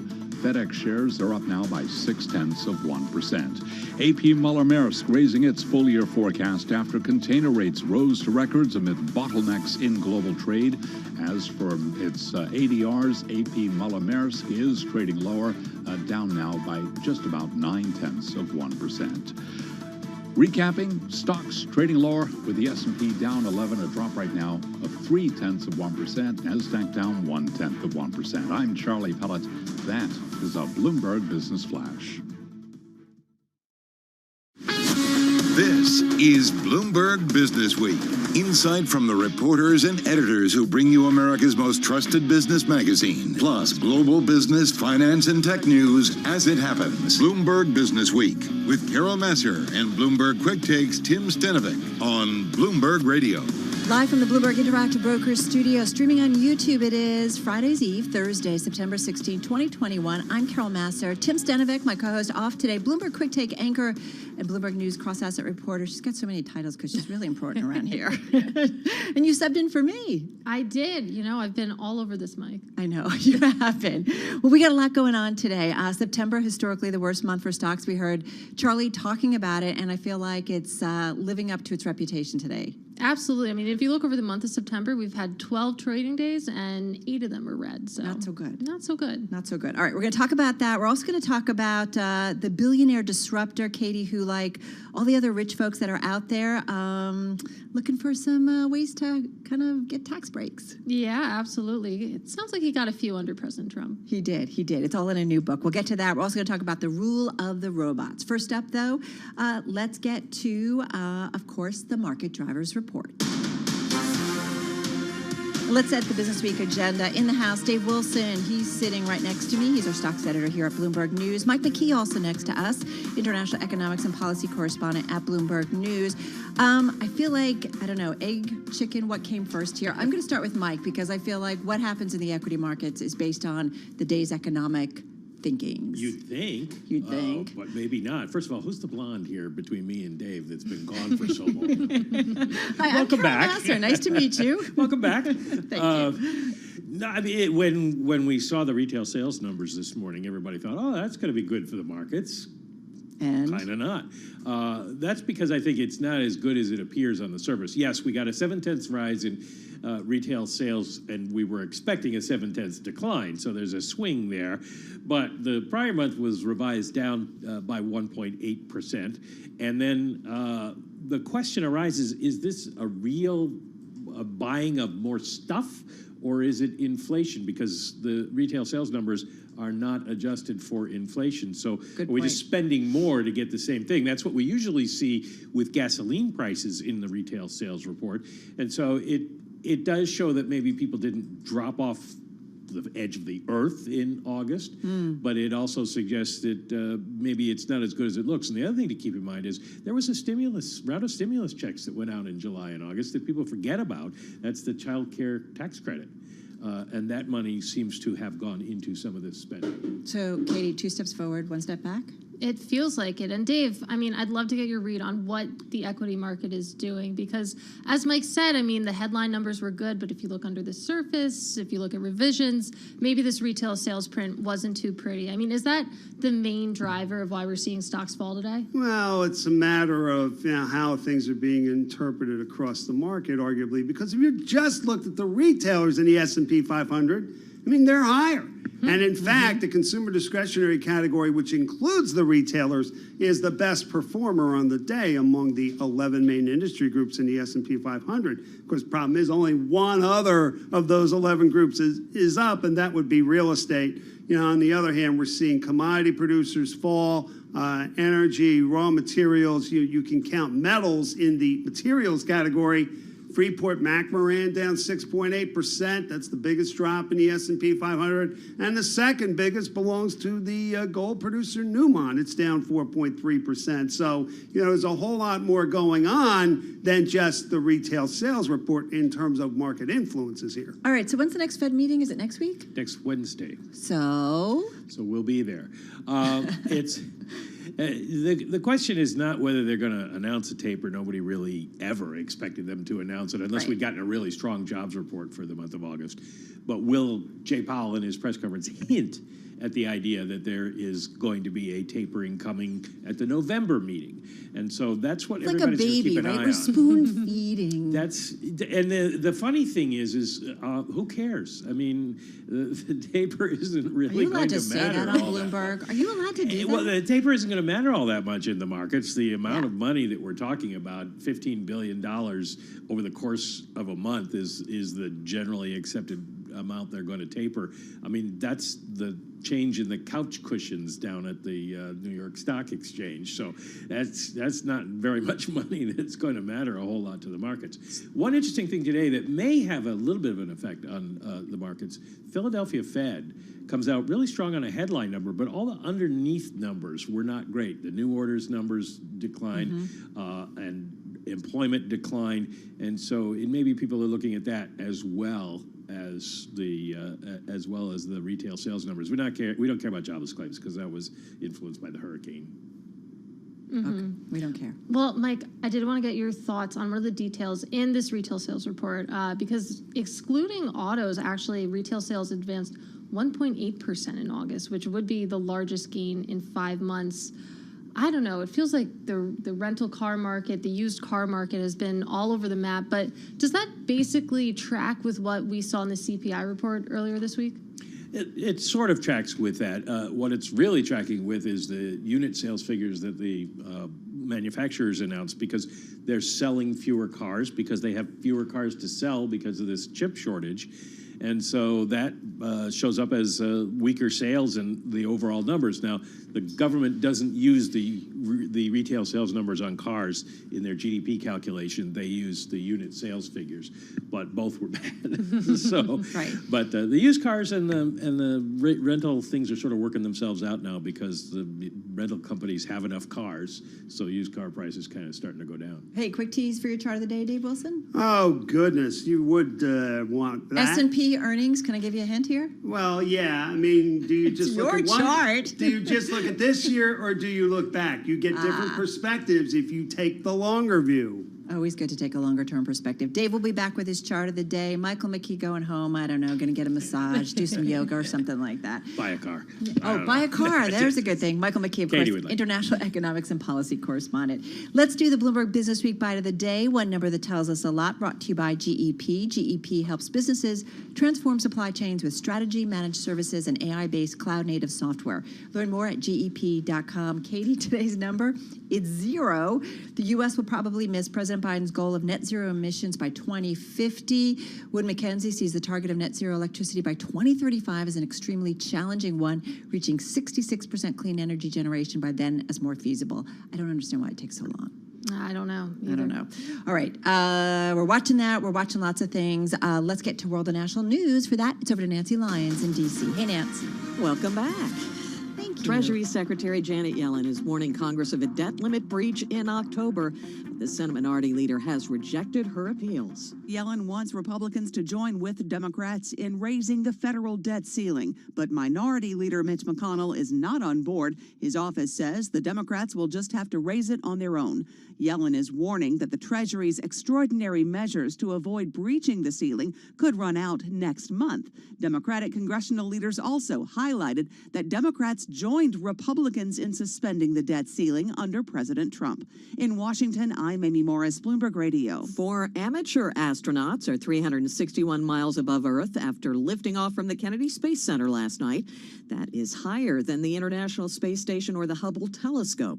Bloomberg's Ed Ledlow has more on what they're doing. They're orbiting. They are in real space. They are in a vacuum inside that capsule. And, let's just be frank about it. They will conduct some minor scientific experiments, but really they're along for the ride. They're there for the experience and to kind of be the poster children of future civilian space experience. Ledlow says they plan to splash down between Saturday afternoon and Sunday afternoon in the ocean off the coast of Florida. Global news 24 hours a day, on air and on Bloomberg Quick Take, powered by more than 2,700 journalists and analysts in more than 120 countries. I'm Nancy Lyons. This is Bloomberg. All right, Nance, thank you so much. Nancy Lyons there in our 99.1 newsroom in the nation's capital. Carol Massar here in our Interactive Brokers studio with Bloomberg Quick Take anchor Katie Greifeld. Katie, lots of virus headlines. I was away, but I did track what was going on with COVID. And it was interesting, even as I was on vacation, you'd walk into places and anybody, whether it was a shopkeeper or restaurants, they all still had masks on. And for us, there were often notes that said on the door, doesn't matter, you have to have a mask on, or if if you're vaccinated, you can not wear a mask. It was really, we're in this world where we're just trying to figure out, okay, what are we supposed to be doing? Because some of the numbers that we're seeing are pretty upsetting. Yeah, and it's so interesting. I mean, you're seeing the same thing in New York City. I will say, though, for the first time, I was asked for proof of vaccination this week at a restaurant. Yeah, that's never happened to me before, even though... Before you went in or as you sat down? Well, I got in before I sat down. So I was in the building, hadn't sat down yet. But yeah, you haven't seen a lot of that. Mask usage, though, on the subway, that's really the only place I go nowadays. Still high. Yeah, right. And you kind of want to have it on at this point. Especially in the subway. I mean. Yeah, exactly. It's kind of nice, too, because sometimes when it's warm out, it kind of it's a little funky down there. In terms of some of the stories we're following, we are hearing lots of conversations about what's the way forward when it comes to booster shots. And the FDA is expected to gather, I believe, next week to discuss this. Pfizer's out saying that data from the U.S. and Israel suggests that the efficacy of its COVID-19 vaccine wanes over time and that a booster dose was safe and effective at warding off the virus and new variants. So we're getting that from Pfizer. Meantime, Moderna is saying that a new analysis of the late-stage clinical trial of its COVID-19 vaccine found a higher rate of breakthrough cases in people who got shots early in the study. So they're trying to figure out, okay, when do you need a booster? Do you need a booster? What makes the difference here? Yeah, and it seems that their data would suggest that, yes, you do need a booster. Of course, it would be in Pfizer and Moderna's interest if everyone needed boosters. Correct. But, I mean, just totally anecdotally, everyone in my life seems to want a booster. I know stories of people who have just walked in and gotten another shot, not an official booster, but, yeah, just doing that. So, and they're able to get them. So far. That is interesting. Well, and you are seeing from some of the regulators, especially here in the United States, and this is why the FDA is gathering, that they're not quite sure what you should do next. And the big reason for the vaccine, of course, is to keep people from being very, very sick, out of hospitals, and that is certainly the goal there. Hey, let's talk a little bit more about what's going on in COVID-19 and the vaccine world. Joining us right now is Dr. William Moss. He's professor of epidemiology at the Johns Hopkins Bloomberg School of Public Health, Executive Director of the International Vaccine Access Center, and of course the Bloomberg School of Public Health, supported by Michael R. Bloomberg, founder of Bloomberg LP and Bloomberg Philanthropies. Dr. Moss on the phone from Baltimore. Bill, good to have you here with Katie and myself. Help us make sense as we try to figure out, should we be getting booster shots? Yes, thank you very much for having me again. And I realize this has been a confusing issue for folks. And perhaps we should think about it, who should get a booster and when should they get a booster? What we're really looking for, as you were just saying, we want our vaccines to protect us against severe disease, hospitalization, and death. That's our primary goal. And the way we're going to achieve this primarily is by getting more people vaccinated. Now, when and if we start seeing more breakthrough infections, or I should say higher rates of breakthrough infections in fully vaccinated individuals that results in severe disease, hospitalizations, and death, that's going to be our trigger for booster doses. And I think a lot of the discussion we're going to hear tomorrow at the FDA and then next week with the Advisory Committee on Immunization Practices are, do we have the data yet to suggest that there's increase in breakthrough infections resulting in severe disease? And I think where we may see this, we may see that there's evidence for older adults, perhaps those older than 65, but not yet for the general population. Dr. Moss, I'm curious to hear your opinion on whether the FDA can really feel any public pressure, whether they feel pressure from the public to approve booster shots, because it feels like there is this sort of dichotomy emerging where okay, the people who have been vaccinated, got vaccinated as soon as they were able to, they do want to get booster shots. And then you have, the rest of the United States, the holdouts who haven't yet gotten their full vaccinations. I mean, does the FDA, would they even respond to that?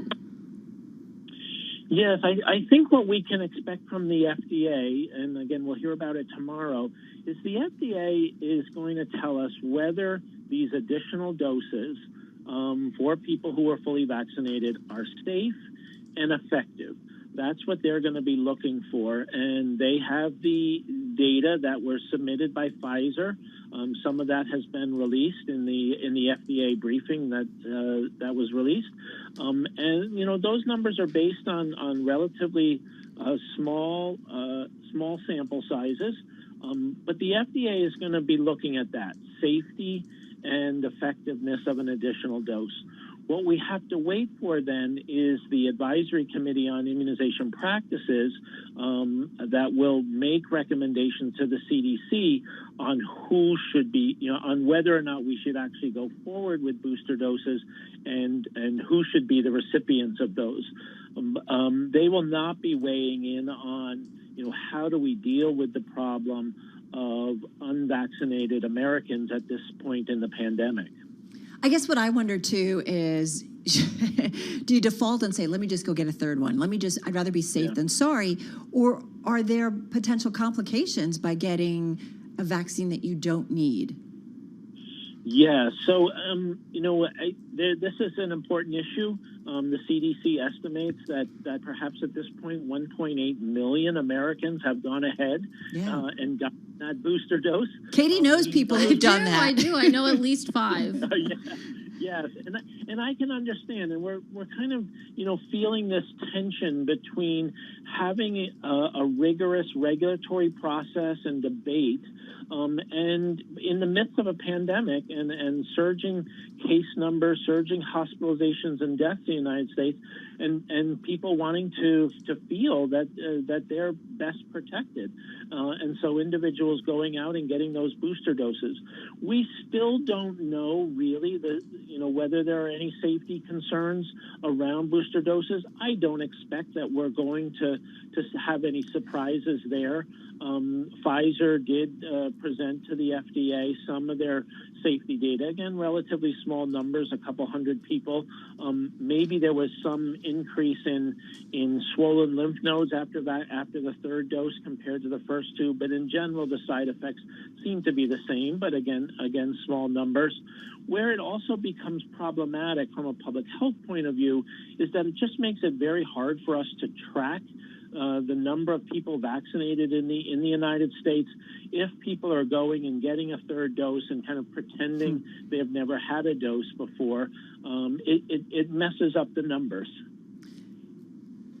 And so, Dr. Moss, I'm curious to hear your thoughts on some pushback that I've heard to booster shots, offering them in the United States, because you have the developed world where, a lot of people who want to be vaccinated have gotten vaccinated. And then you have, the emerging markets of the world where it's been a really tough rollout and, a lot of people still remain unvaccinated. So some of the pushback I hear is that, offering booster shots will basically exacerbate global inequality. I'm curious to hear your thoughts on that.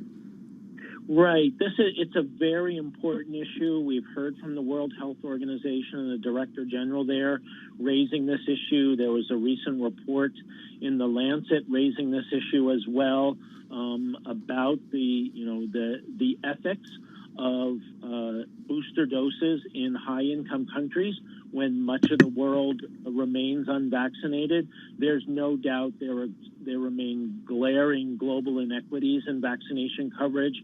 80% or more of vaccine doses have been administered to people in high and upper middle income countries. Less than 0.5% have gone to people in low income countries. And as many folks have said, we're not going to be able to control this pandemic in the United States until it's controlled globally. The question is, can these doses that are now sitting, in the United States, be diverted or rechanneled to other countries. There's no doubt that the United States can and should do more to address those global inequities. But also, if a vaccine's out at a pharmacy, there's no way we're going to get that reroute that vaccine dose. So this is a very important issue, but it's also very complex in terms of the process of how we take vaccines in the United States and get them to other countries where perhaps they're needed more. Yeah, I feel like this is an issue we've been talking about from day one when we knew a vaccine would hopefully ultimately be created. How do we make sure that it gets out to the world? Having said that, Dr. Moss, I think one of the discussions I keep hearing a lot in the U.S. right now is get ready for flu season, everyone, because you're all going to get really sick and you need to get a flu shot too. What's your advice to our listeners right now who are thinking, I'm going to need to get a COVID-19 booster, I'm going to need to get a flu shot? How do we need to kind of schedule all this, plan for this? Yes, well, these vaccines are very important in our public health response and protecting ourselves individually and protecting people around us. Our COVID-19 vaccines are actually much better than our influenza vaccines, but it's going to be very important with this upcoming respiratory season that people get vaccinated against, be vaccinated against COVID-19 and get their annual flu shot. What we don't want to have happen, and I'll say, I think one of the real tragedies of this last wave of cases in the United States is that we've allowed our healthcare system, our hospitals, our intensive care units to be overwhelmed with COVID-19 patients to the point where sometimes people with other diseases can't get the care they need. Mm-hmm. What we don't have happen this respiratory season is to see our healthcare system overwhelmed again with both COVID and influenza cases. Right. We're seeing parts of the country already, right, that are overwhelmed because of COVID. Absolutely. And I mean, Dr. Moss, I'd love to get your thoughts on children and vaccinating children because school is opening back up. New York City public schools just had their first day. When will we see the bottom end of the range for who can get vaccinated basically increase? I'm mixing metaphors there, but when will children younger than 12 be able to get vaccines? Yes, this is a very common question, and I wish I had a definitive answer on this. But what I can tell you is that this will be done in phases. The first group of children for whom we'll see an authorization or approval are children 5 years to 11 years of age. It will be with the Pfizer vaccine. They're slightly ahead of Moderna in having the data being collected and presented to the FDA. We expect Pfizer to be able to present these data on that age group perhaps by the end of September or early October. It'll then take a couple weeks for FDA to review the data, and then we'll need a recommendation from the Advisory Committee on Immunization Practices should the vaccine be deemed safe and effective in that age group. And again, I don't expect any surprises there. So I'm hopeful that we'll have an approval or authorization perhaps late October, early November, depending upon how the process goes. But we won't see a vaccine for children younger than 5 years of age until perhaps first quarter of 2022. On some level, you got to appreciate the measured and careful guidance by regulators on all of this as we move forward, and always appreciate the guidance of Dr. William Moss, Executive Director of the International Vaccine Access Center, Professor in the Departments of Epidemiology, International Health and Molecular Microbiology and Immunology at Johns Hopkins Bloomberg School of Public Health. You are listening to Bloomberg Business Week. This is Bloomberg.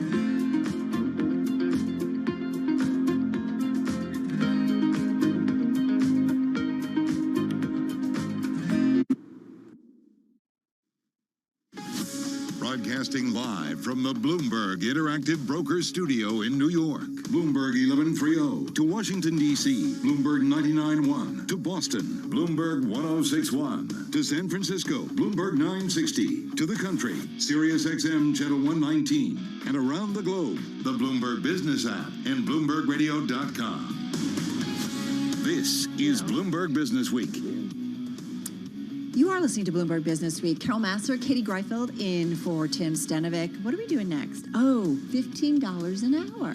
$15 an hour, yeah, the de facto minimum wage in the U.S. I love this story. We're going to get to it in just a moment. First up, though, let's get back to your top business stories. A check on that trading day. Take it away, Charlie Pellet. Hey, thank you very much, and a big, warm welcome back to Carol Massar. We missed you. Here's what's going on. This update brought to you by SEI. Since its founding 50 years ago, SEI has provided investment managers and asset owners with robust infrastructure platforms and flexible outsourcing solutions. Go to SEIC.com/IMS. We're looking at a down day, though. The bottom line, we are off session lows. Stocks have paired losses. Treasury yields rising as investors weigh the impact of mixed economic data on the Fed's plans to taper stimulus. Right now, the S&P down 8, drop there of 0.2%. The Dow down 62, down 0.2. NASDAQ down 3, drop now of less than 0.1%. 10-year yield 1.32%. We've got gold, spot gold tumbling $38 the ounce now, down 2.1%, $17.56. West Texas Intermediate crude virtually flat on the day, $72.61, indeed unchanged as I speak. Lots of COVID headlines. Italy will require all workers to have a COVID passport as the government led by Prime Minister Mario Draghi moves to set the toughest vaccination requirements in Europe. China has now fully vaccinated more than 1 billion people, more than 70% of its eligible population. Mississippi has overtaken New Jersey as the state with the highest per capita death toll from COVID-19. Since the end of June, Mississippi has been among the states hardest hit by the latest wave of infections. What about colder weather? Could that affect case counts? Dr. Jennifer Nuzzo is a senior scholar at the Johns Hopkins Bloomberg School of Public Health. Anybody should get complacent, and certainly as we head indoors, because the weather is getting cooler, that raises the possibility that we could see a surge of cases in places that hadn't seen it in the previous weeks. That said, I'm much less worried about the Northeast compared to the Southeast, which has really been hammered by this virus. Dr. Nuzzo of the Johns Hopkins Bloomberg School of Public Health, which is supported by Michael R. Bloomberg, founder of Bloomberg LP and Bloomberg Philanthropies. Briefly checking some of those vaccine stocks. Mixed day here. Pfizer down 1%. Its German partner BioNTech ADRs up 4.1%. AstraZeneca down 0.2. Moderna up 0.9. J&J down 0.4. I'm Charlie Pellet. That is a Bloomberg Business Flash. All right, Charlie, thank you so much. Well, remember how we keep talking about the push for a $15 federal minimum wage? We do that. Well, the move may have stalled in Congress, but thanks to our current environment, we may already be there. So let's get to it. Here to explain, Bloomberg News economy reporter Michael Sasso. He joins us on the phone in our Atlanta bureau. Mike, good to have you here with Katie and myself. So tell us what's going on. Yeah, good to be here. What we've seen is just kind of a topsy-turvy labor market where even though the move to adopt a $15 minimum wage may have stalled in Congress, it seems that the market, as well as, let's just be honest, there's a lot of state and local minimum wage laws going into effect. So those two things combined are, making it so that a relatively small portion of Americans makes less than 15 hours as we speak. Yeah. I was amazed that I forgot that the minimum wage, still though, for a lot of Americans is $7.25 an hour. Yeah. What is it? I forget what the stat is. I believe it's at least a decade old, so it has not kept up at all with the rate of inflation. And there are 10 states that have adopted a $15 minimum wage, not immediately, but kind of ramp up to $15. So they're kind of getting ahead of the curve. And so, Mike, your characterization of the labor market, topsy-turvy, it definitely feels accurate just, after sitting through the NFP release every month. So it feels like we're in this interesting scenario where part of the reason the, wages are rising is because employers can't fill their roles. You had a great stat in your article that the number of job vacancies exceeded new hires by 4.3 million in July. I'm curious, even with the higher wages, why aren't employees necessarily coming back into the workforce? Well, that's the million-dollar question. Certainly there has been a lot of women have stayed out of the workforce for child care issues. There's the old question about whether the enhanced unemployment benefits were keeping people out of the labor force. Of course, those are expired now. But I got to tell you, every employer I talk to insists that yes, those high unemployment benefits were keeping people out, even though most economists and a lot of these academics will say there's no evidence of that. So that is a big a big question. Yeah, I was talking to senior execs, people who've been in the airline industry for a long time over the past week. And what's interesting is they're saying people just don't want to come back to work. They just don't want to come back to work. And this includes things like flight attendants and you name it. And we're seeing that play out. So what does this mean? Okay, because it's a tight labor force, Mike, and so that is forcing employers like a Walmart, like a Target, like a Chipotle Mexican Grill to bump up their average hourly pay to $15 or more. Amazon, looking for some of their logistics jobs, $18 an hour. So we're kind of getting that $15 an hour minimum wage. What does it mean in terms of cost to employers? What does it mean in terms of versus inflation, real wages? What does it all mean? Well, yeah, that's the issue. And the inflation piece is interesting. So it's not as if everyone is doing at some of these lower paid jobs is just experiencing this absolute windfall. Inflation is running a little over 5%. So to be sure, since the pandemic started, the wage inflation has advanced more so. Wage inflation, or wages are rising at a greater pace than inflation is. So that's a good thing for the worker. In the last year, however, that's actually reversed itself, and inflation is actually eating up a greater percentage of wages. And so since the pandemic started, things are generally on the upswing, although there's been a blip over the last year because of just the cost of everything rising. All right, so just 30 seconds. So does this mean, thanks, we don't need the federal government to get there, that we're going to now see the new floor of $15 that stays with us longer term? Just quickly. Well, there's probably some people who would say that. I will say activists are having none of that. They're insisting, as somebody told me, $15 is not the cap. That's $15 is the floor, and we intend to go higher than that. Yeah, it's a very different economy that we're certainly seeing come out of this pandemic, and we're not quite there out of the pandemic. Mike Sasso, thank you so much. He is economy reporter at Bloomberg News, joining us on the phone from Atlanta. You do wonder too, Katie, though, these are higher wages, higher labor costs for companies. How much do they ultimately pass along to consumers? I guess that's something we'll keep an eye on. Absolutely. I mean, this is how inflation gets built into the economy, when you actually see employers raise wages. Exactly. Good point. And then add the supply chain problems, and costs go up. All right, let's get another check on world and national news. Nancy Lyons, take it away.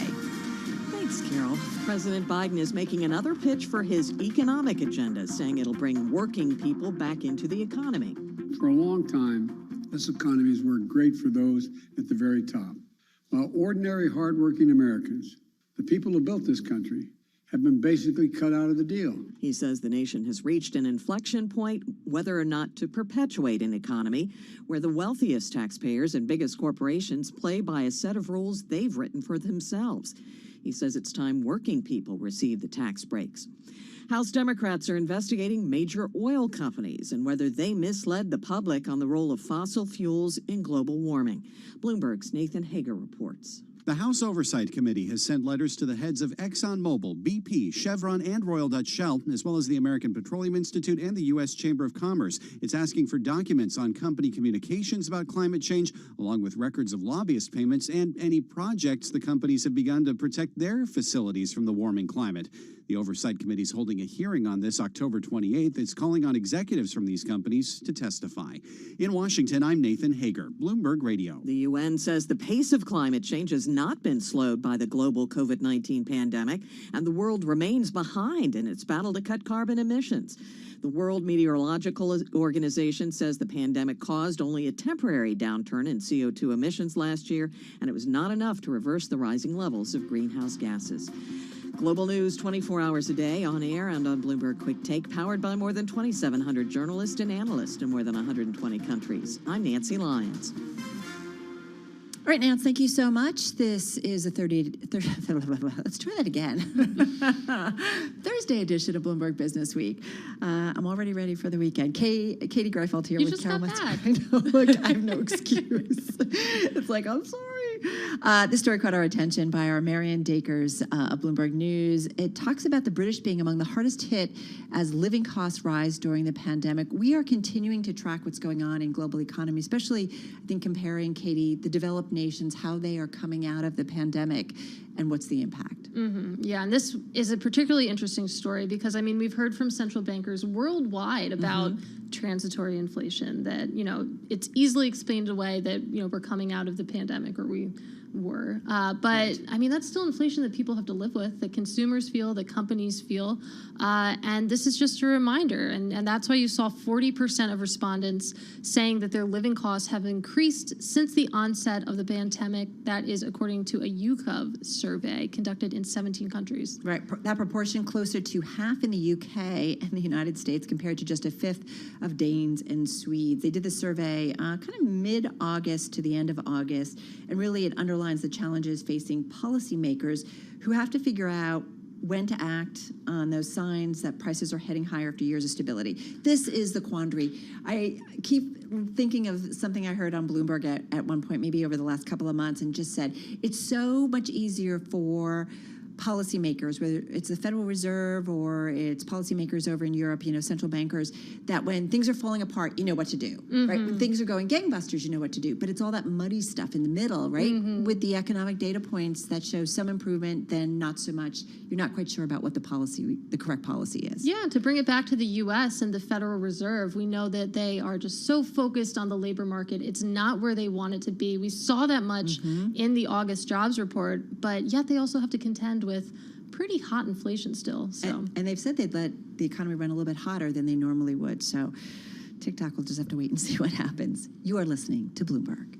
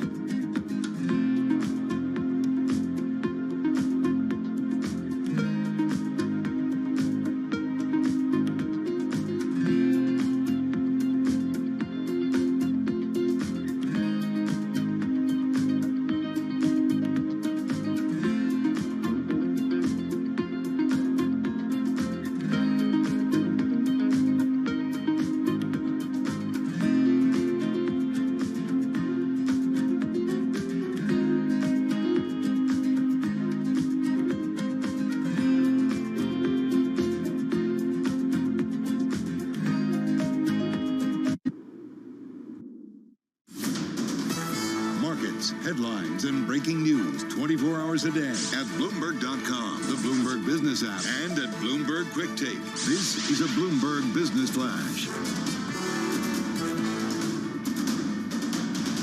From Bloomberg World Headquarters, I'm Charlie Pellet. Stocks well off session lows. It is still a down Thursday as the September swoon continues. Right now, the S&P down 9. We've got the Dow down 70 points. NASDAQ down 3 percentages here, with the Dow and the S&P both down by 0.2%. NASDAQ down less than 0.1%.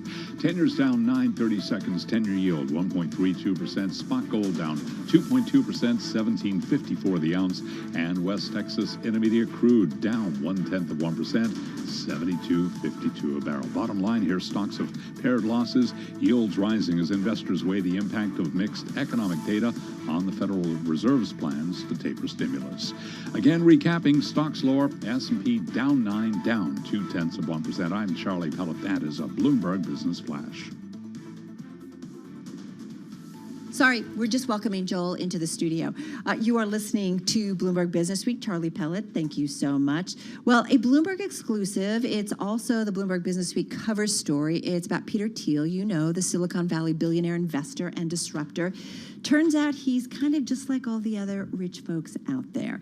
So writes Max Chafkin in his new biography of Thiel. Let's get more on this. Bloomberg Business Week editor Joel Weber, as I just mentioned, in our Bloomberg Interactive studio, along with Bloomberg U.S. Technology Managing Editor Mark Millian. He is on the phone in our New York City bureau.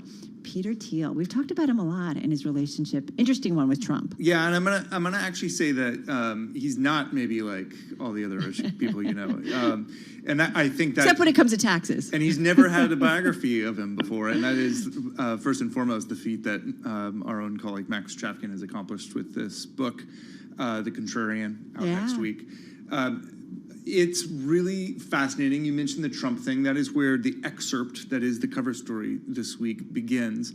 This meeting in Trump Tower right in the transition period after Trump had been elected, where Peter Thiel, who you may recall was on the stage at the Republican National Convention just a couple weeks before that, months before that, and basically he was able to bring a bunch of tech CEOs to Trump and basically be this bridge between tech and the recently elected president in a way that was somewhat unexpected, right? Right. And it speaks to the sort of the power that Thiel wields in Silicon Valley. Like, obviously, he's been real integral part of this PayPal mafia for years, first outside investor in Facebook. And there's a lot of roads in Silicon Valley that lead to Peter Thiel. And what's interesting was this sort of little marriage that happened between Trump and Thiel. And that proved not great for a lot of people in Trump's circle. And it seemed to have worked out really well for Peter Thiel, who we think more than doubled his fortune during that time. Mark, I want to bring you into this conversation because what's been really wonderful throughout the Trump presidency and thereafter is, you know, exploring these relationships that the former president had with some likely subjects and some unlikely subjects. And Peter Thiel seems to fall into that category. Yes, I would definitely agree with that. And one of the despite holding hands at that meeting at Trump Tower. That is a stark image, the bro hand-holding love fest they had there. But yeah, I mean, Thiel is a longtime technologist from Silicon Valley, foreign-born, gay. I mean, there are a lot of things about his background that would suggest that he would not be part of the MAGA contingent. And yet he is a contrarian investor above all else, and he's made a lot of bad bets over the years, but he's made some fantastic ones. Facebook is certainly in that camp, and I think Trump is in that camp. Yeah, Mark, that's what I want to dig into because, I mean, like you said, this is what Thiel does. I mean, he's a venture capitalist. His whole thing is finding, you know, startups to invest in. I mean, how much is there a parallel to draw between his MO when it comes to, you know, investing, being a venture capitalist, and this kind of unlikely relationship he forged with Donald Trump? I think there's a direct line. I think his entire investment strategy is a reflection of the title of Max's book, which is contrarian. I mean, he looks at where the popular opinions are and where the winds are blowing, and he goes the opposite direction. And oftentimes that doesn't work. Max chronicles in the book his hedge fund Clarion Capital, which was like very early to seeing the housing crisis, but in fact was too early and just went so far down this contrarian path that it led to disaster. And so this strategy is not foolproof, but when you nail it, I mean, it can really pay off. And I think Trump was an example of where he saw it early and he went in pretty big, and it did pay off in some ways.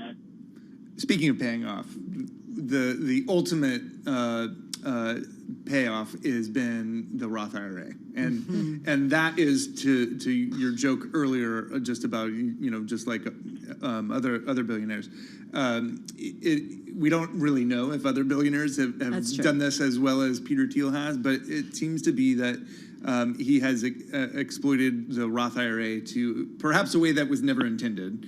This was invented as really like a way to help middle-class Americans retire, and he seems to have been able to pack away some shares from PayPal and Palantir and others perhaps, all tax-free, and then watch that grow. And so Max reporting suggests north of $5 billion all tax-free. Just like my Roth IRA. Could some reporting suggest maybe closer to $10 billion? That's a lot. And it's also, as Max reveals in this excerpt in his book, it's also the thing that's made him quite paranoid, that it would not take that much for the IRS to maybe change, have these rules changed. It would take more than the IRS, but the IRS seems to be keeping a pretty close eye to make sure everything is abided by and is very textbook.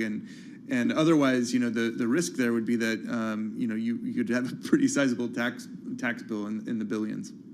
And Mark, I mean, it's legal, right? What he did, but it's all legal, and actually, Max's reporting indicates that there was an audit, and so it has been looked at closely, and he is not alone, right? Like this is something, and there's an unrelated story today even by Bloomberg News that there is a small group of people who seem to have been able to work these IRAs to great results. Ben Steverman's story. We're going to talk to him a little bit later on. I mean, Matt, as you go through, Max's book and this excerpt, which is the cover story, again, like you say, that picture of the two of them holding hands. I mean, I think for a long time early on, we were all just trying to make sense of this relationship. But in the end, Peter Thiel benefited big time.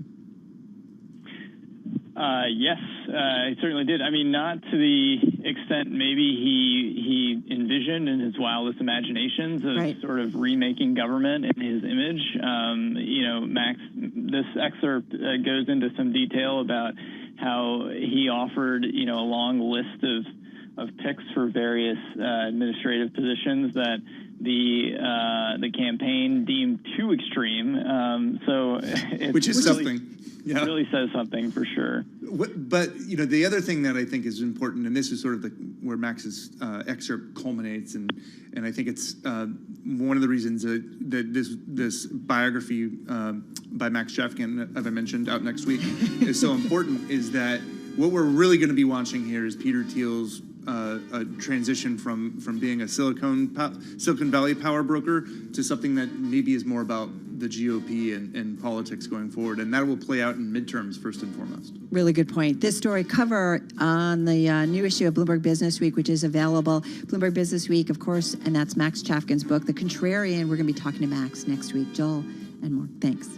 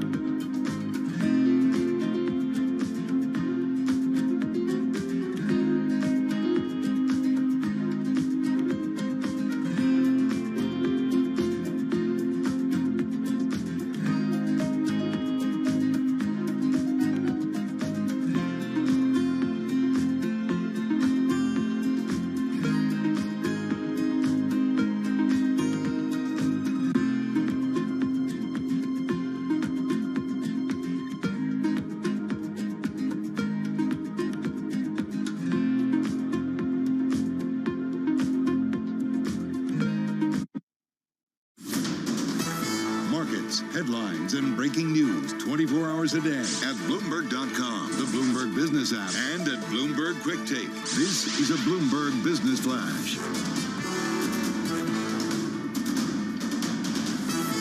From Bloomberg World Headquarters, I'm Charlie Pellet. We move back into the final hour of trading on this Thursday, September 16th.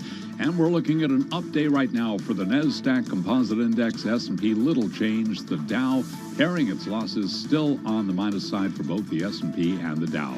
Right to the numbers, we'll give you the why in a moment. Here we've got NASDAQ up 12, a gain of 0.1%. S&P is down 3 now, little change, down 0.1%.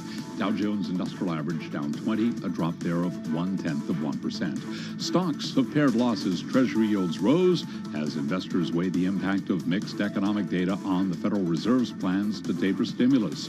The dollar has strengthened. Oil turned positive, and we have got gold. Right now, gold is down 2.2%, down $40 the ounce at $17.53. Retail sales unexpectedly increased in August, suggesting that demand for goods does remain strong. Angie Solanki is director of the National Retail Group at Colliers International. I was more than thrilled. I have to say the retail positivity and the momentum that we've seen from the beginning of the year has been great, but we are starting to normalize. One thing to note, every person is spending an additional $260 as of last month, so quite a bit of spend. I'm excited to see these trends. And retailers are moving higher. Amazon, for example, up 0.3%. Macy's up 4.9%. Target up 1.1%. Kohl's stores up by 3.1%. IPOs, ForgeRock, a maker of identity verification software, up 46% in its trading debut. Dutch Brothers is building on yesterday's IPO gains. That is a coffee retailer out of Oregon. It is up today by another 32%. Recapping, NASDAQ higher, S&P lower, little change, down 2 points. I'm Charlie Pellet. That is a Bloomberg Business Flash.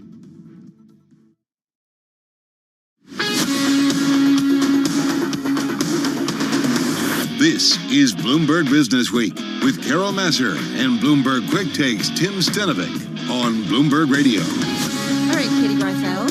She's in for Tim Stenovic.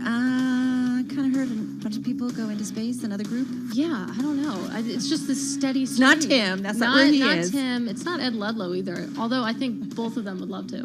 I think so too. I would, wouldn't you? No. Oh, you have to pay me to get into a totally. rocket ship. No way. All I right. just told you I was afraid of boats. You won't even go to the dentist. I'm just going to put it out there. Oh, of course, yeah. All right, we'll talk about that later. It did happen, though, at 8 p.m. local time yesterday from Kennedy Space Center in Florida. SpaceX sending 4 civilians on a 3-day orbital excursion. Who was there was Bloomberg News West Coast correspondent Ed Ludlow. He joins us from Cape Canaveral in Florida. So good to have you here. I would go up. I know you would go up. Tell us about what it's been like. Yeah, I think, to be honest, it's been tense because of the nature of what we're talking about. These are 4 civilians. They're not professional astronauts. And even though SpaceX has a fantastic track record, they've done so many missions now, ferrying professional astronauts to and from the International Space Station. This mission is so ambitious. They're currently orbiting the Earth at 360 miles altitude, much further than the International Space Station, much further than the Hubble telescope. And, the question going into this was, why would they do that? Why would they not just play it safe? But the latest reports we have from SpaceX is the crew's doing well. They've even slept and had meals and things like that. So far, it's a successful mission. And so, Ed, I'm really curious to hear what this means for commercial space travel and whether that's becoming closer to becoming a reality. When will Ed Ludlow be able to get into orbit? Yeah, look, SpaceX talks about this side of the business being supply constrained, right? That there's really great demand there and it outweighs their ability or the number of times that they can launch in a calendar year. They're talking about sort of potentially 4 missions in 2022, which is still quite a lot, going from 0 to 4. I think the big takeaway from the investors that I speak to, people that work at NASA, aerospace engineers, is this mission is so much more of a big deal than what we saw from Bezos and Branson. What they did doesn't even register. Bezos went to 65 miles above the Earth for a few minutes. These guys are orbiting the Earth for 3 days as amateurs, as civilians, with minimal training, encountering higher radiation, space debris, all aboard a fully autonomous system. And if they're successful, the consensus is this really is a big step forward for human spaceflight in general. And as you said, minimal preparation, but nonetheless, these four spent, according to your reporting, about 9 months in preparation. They had to learn how to intervene during the flight if necessary. I mean, this isn't just take a seat, you're up for a few seconds, basically, and then you're back down on Earth. Correct. So it's a fully autonomous spaceship. However, things happen, and this is what's so amazing. Their entire experience was documented by Netflix, right? So if the listeners go onto Netflix, you can watch the first 4 parts of the series, which includes their training, things you'd expect like centrifuges and extreme G-force exposure. And Jared Isaacman, who is actually paying for this entire thing, and the commander of the mission, one of the 4 inside the capsule, his day job is running a fintech company. His passion is being a pilot, and he took all of them on fighter jets to experience that extreme G-force. So they did do this properly, and they are ready in the event that they have to act. And so I know that they went through all that prep. It still blows my mind that there's no professional astronauts on this trip. But Ed, so, I mean, this is different, like we've just been talking about, different from Blue Origin and Virgin Galactic, which sort of took off and then came back down pretty quickly. This flight is actually going into orbit. And I feel like, at least I've been joking about the billionaire space race for months now, but I'm curious whether we should expect a response from Jeff Bezos or Richard Branson. Well, we just got it. Oh, yeah? He tweeted it within the last hour, and all he said was congratulations, as did Richard Branson. And Elon Musk replied saying thank you to both of them. This has been the criticism, right, that this is a billionaire's sport and that it's only open to billionaires. And Jared Isaacman himself is a billionaire. He's paying the reported $200 million for these guys to be up there. But he acknowledged it head on, and he basically said, I am bringing exposure to this industry. I'm showing that it is possible and that more investment is needed and that it is possible and attainable for a civilian to eventually go up. And he kind of went on with that. And that's why they're at 360 miles and not playing it safe, because he wanted to show that you could actually make progress and develop the science, develop the technology in that process. Well, and it's interesting, too, and you point out, too, in your story that's on the Bloomberg and at Bloomberg.com about how the mission's raising about $200 million in charity for childhood cancer research. So there's another component to this story. The thing is, Ed, the debate. There are people who are saying, why are companies spending so much money on this? What do we get out of it? But I'm a daughter of I say this all the time. I know my producers are like, here she goes again. But a daughter of an engineer, electrical aerospace engineer who worked on the early space missions. A lot of what we learned from those missions led to some pretty significant scientific and technological developments. Jeff Bezos says, right, he wants to learn more about space to help Earth. All of this could ultimately lead to some really important discoveries. That is the logic here. Very quickly on St. Jude and cancer. I mean, this mission is so high profile. The world's media were there, and they're going to raise $200 million. Haley Arsenault, one of the people on the capsule in space, is a cancer survivor and now works at St. Jude. So that's the link there. One thing I learned in my reporting is SpaceX has agreed to give NASA all of the data generated from this mission for free at no cost. And it's really detailed data, things like radiation, as I said, space debris, the tests they're doing on board about the human body. And after they land, if they land successfully splash down on the Florida coast, then SpaceX is even going to hand over the capsule and let NASA inspect it. So this is all worthwhile as part of a bigger, broader initiative to move forward with human spaceflight. Just got to make it a little bit more affordable. I can't exactly put this on my charge card. You've got a supply crunch, Exactly. It's everywhere. Supply crunch everywhere. Ed Ludlow, safe travels. You got to get back to Katie so you guys can anchor tomorrow on Bloomberg Quick Take together. Ed Ludlow, West Coast correspondent, Bloomberg News, on the phone, actually at Kennedy Space Center in Florida. Still, you don't want to go? No, I'm not there yet, but happy to watch other people do it. All right. Well, my guess is we're going to continue to see the billionaires and others going up into space. All right. You are listening to Bloomberg Business Week. Katie Greifeld, Carol Masser. Let's get to Nancy Lyons. She's in D.C. with a check on world and national news. All right, Nance, all yours. Thanks, Carol. President Biden is talking up his spending bill that he says brings working people back into the economy. He says Republicans are pushing back, even though they had no problem voting for the previous administration's tax cuts for the wealthy. These are the same folks who just 4 years ago passed the Trump tax cut, totaling almost $2 trillion in tax cuts. A giant giveaway to the largest corporations in the top 1%. And listen to this. Almost none of that $2 trillion tax cut was paid for. It just ballooned the federal deficit. Biden says his plan would be paid for. Some positive news for retailers today. Sales rose 1.8% in August, showing resilient consumer demand for merchandise. Bloomberg's Irv Chapman reports. Back-to-school shopping started later than usual this year as parents were unsure schools would actually reopen. Stacy Widlitz, president of SW Retail Advisors, said in a Bloomberg interview. What we're seeing is that the consumers consolidating their trips. So when they go to the stores, they're buying a lot more. And they're also buying full price because there's no inventory out there and there's nothing on sale. Widlitz said these conditions are likely to continue through the months ahead, making for a profitable holiday shopping season for retailers. In Washington, Irv Chapman, Bloomberg Radio. Former Minneapolis police officer Derek Chauvin is pleading not guilty to a 2017 confrontation where he's accused of kneeling on a 14-year-old boy's neck. He's already been convicted of murder for kneeling on the neck of George Floyd. Global news 24 hours a day, on air and on Bloomberg Quick Take, powered by more than 2,700 journalists and analysts in more than 120 countries. I'm Nancy Lyons.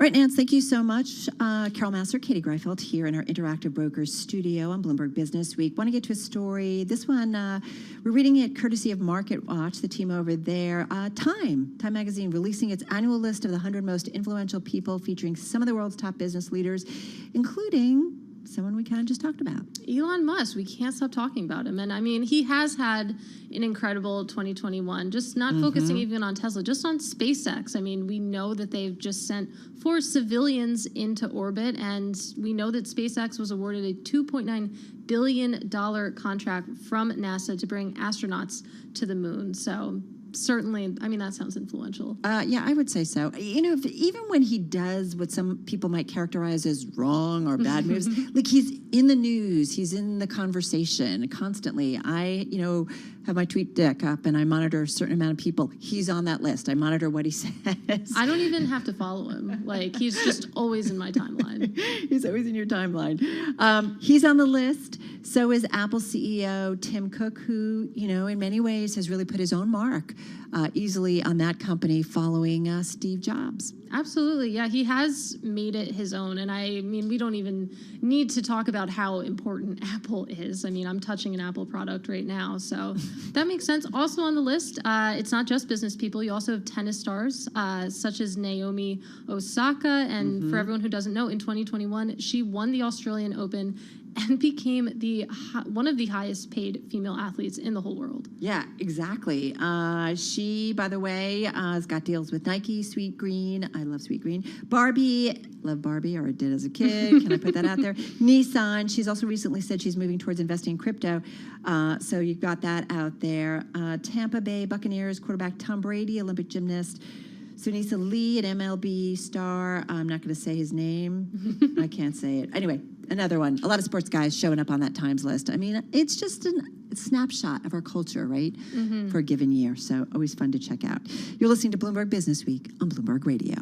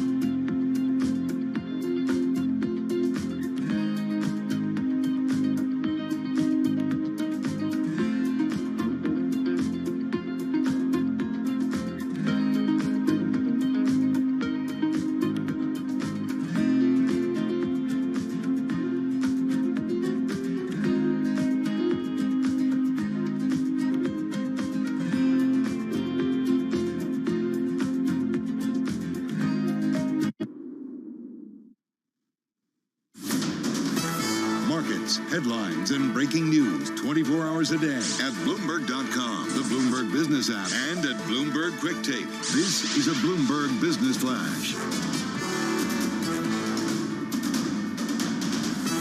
From Bloomberg World Headquarters, I'm Charlie Pellet. Big reversal for the U.S. stock market. Let's head right over to the first word breaking news desk for today's afternoon call. Here he is, Bill Maloney. That's right, Charlie. U.S. stocks trading well off of session lows. The Dow is now higher by 10 points, was down 274. S&Ps are a little changed, and NASDAQ is higher by 29. Small caps gained 3 points, and the U.S. 10-year yield at 1.34%. Gold is down 40 points. But 6 out of the main 11 S&P sectors are still trading lower, led by losses in materials, energy, and the industrials. Leaders to the upside in the Dow, Salesforce and Home Depot, while Goldman Sachs and Caterpillar led to the downside. In other news, mining names Freeport and Newmont were weak. Freeport fell 6%. And wrapping things up, casino stocks extended their sell-off as J.P. Morgan downgraded the names. Live from the first breaking news desk, I'm Bill Maloney. Charlie? Okay, we thank you very much, Bill. And to hear live breaking news over at your Bloomberg Times Squawk, SQUAWK on your terminal, I'm Charlie Pellet, and that is a Bloomberg Business Flash. Much appreciated, Charlie Pellet. You're listening to Bloomberg Business Week. Carol Master along with Katie Greifeld.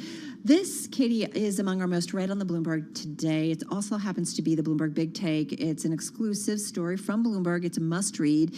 And it's all about the supply chain, how that's facing the world, how it's turning every shipping container into a fight. It's something that we talk about so much, I feel like, with every story or every company. It's fascinating. I mean, because we know that there has been a supply crunch going on for a long time. Now I feel, I mean, we knew corporations were feeling it. Now it feels like consumers are feeling it too, especially as we gear up for holiday season. Yeah, I actually found it sometimes shopping for things. It's like not available. Trying to buy a couch? Impossible. Yeah, that's exactly that from another friend. It is impossible. All right, let's bring in Bloomberg Big Take editor Rachel Evans. She joins us on the phone in Connecticut. This story, by the way, is by our own Bloomberg's Brendan Murray. Rachel, not easy to be a logistics manager today, right? No, not easy at all. And I think this story kind of really sort of conveys that. We did a nice little profile piece of just how challenging it really is to actually be trying to import goods into the U.S. at the moment through the eyes of one of these logistics managers. And as you guys sort of touched on a moment ago, you know, you've really got every problem under the sun as a supply chain manager to deal with. You've got the cost of shipping containers. You've got finding a place on a boat in order to actually ship it from the likes of China or Mexico to the U.S. You've got delays unloading it at the U.S. end. It really never ends. And we're seeing kind of these poor logistics managers who are working to get goods to our supermarket store and to the wholesalers that might be selling us our new bathroom refurb. They're really having to work 24 hours a day to try and actually make this happen. Which I think in normal times, right, Katie, would be probably a boring job. It's like, okay, it came in, it came out. Let's order more of this, you know? Yeah. Now it is vitally important, your role. But Rachel, what's amazing to me is that we're 18 months into the pandemic, and I mean, we're still encountering all of these problems, all of these bottlenecks. I mean, is this just the pandemic at this point, or do these supply chain issues go deeper than that? I think they go deeper, and this is, you know, where the pandemic has been really interesting. It's kind of, disrupted some of the supply chains for global trade that we've really taken for granted. You know, if you think about kind of globalization and what it takes to have manufacturing in one country and then consumption in another country, the pandemic really sort of brought that into focus. You know, we saw factories shutting down, but we're actually now starting to see, as you said, those bottlenecks really kind of bubbling up in other places. And I think there's a couple of factors that go deeper than the pandemic that are really at work there. You know, we've got this labor shortage that we've talked an awful lot about at Bloomberg for a while now, but in the logistics space itself, we're seeing unfilled positions reaching a 20-year high. And that's not just due to the pandemic, you know, that's due to the increase that we're seeing in demand. Yes, you're seeing companies stocking up on inventory to make sure that they can kind of meet some of the boom in consumption, but you're also seeing e-commerce, which shows absolutely no sign of slowing down at all if my account with Amazon is anything to go by, are really, really spiking higher. And I think those are sort of two pervasive factors for logistics managers and for supply chain management more generally that are likely to persevere when the pandemic has long gone. I have to say, when I read a story like this one by Brendan, I will sometimes say, oh, check out this data point or WOA. You've got one, a 40-foot container 2 years ago cost less than $2,000 to transport goods from Asia to the United States. Today, the service fetches as much as $25,000 if an importer pays a premium for on-time delivery, which is a luxury. I mean, this is expensive. To Katie's question, and I know in the story that you guys talk about, this may be with us, the supply chain hell situation into 2023, but does it go further than that, especially as the world grows, more people, more demand? Does it stay with us even longer, or do we at some point work its way through and the supply problems, settle down? Yeah, I think that's a really great question, because I think, at the moment everyone's so kind of in the moment, grappling with the here and now and trying to think about how to get through this kind of current pinch. The big question, as you rightly point out, is this current pinch really here for the long term? And I think a lot of that will have to do with how people respond to these bottlenecks. The future isn't yet written in that respect. And I mean, if we think about just sort of, shipping containers, one of the other stats that I thought was fantastic in the story that Brendan got was that there's about 25 million in use globally, which sounds like a huge number. But then all of these boxes are going on to about 6,000 ships, and there's about 10 companies that are really controlling the vast majority of capacity. So when you kind of have sort of all of these goods having to go through a relatively small number of providers, it gives an awful lot of clout to the companies that really are in the driving seat, literally, for actually getting these containers from A to B. So I think that's going to be interesting to see if that sort of industry starts to get disrupted. And let's face it, it's a very difficult industry for people to disrupt, given the expenses involved. But, the amount of money that those guys are making at the moment is incredible. I think profit this year for the shipping company industry is likely to be 100 billion versus 15 billion last year. Wow. It's a pretty decent chunk of change. Yeah. So I think there's going to be a lot of questions about, how people adapt to the reality that is, the fact that we do have to kind of go through some of these bottlenecks. Do they try and expand the bottleneck with a few more options for people trying to ship goods? Or are they able to convince others to transfer into logistics, into supply chain management, to be the people helming those orders? I think that will be very interesting to see how the industry copes. When we get to the end of the year, if we have to talk about major themes, major stories, I do feel like supply chain, #supply chain, that's definitely one of them for 2021. Hey, Rachel Evans, thank you. Big Take editor at Bloomberg News, joining us on the phone from Connecticut. Definitely check out this Bloomberg Big Take story. You can find it on the Bloomberg terminal and at Bloomberg.com. Coming up, just minutes away from the chart of the day, and our own Bloomberg stocks editor, Dave Wilson. You're listening to Bloomberg Radio.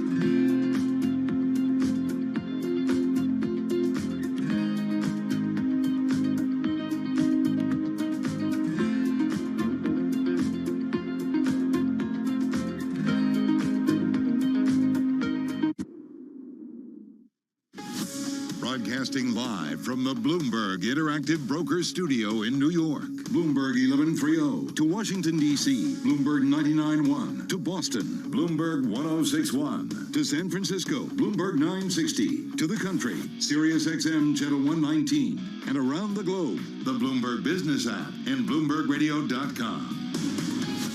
This is Bloomberg Business Week. You know what that means? What does it mean? Have you looked at the clock lately? Oh, do you know what time it is? It means it's time for me to embarrass myself. Did you guess anything? No. We got some real softballs. We respect yesterday.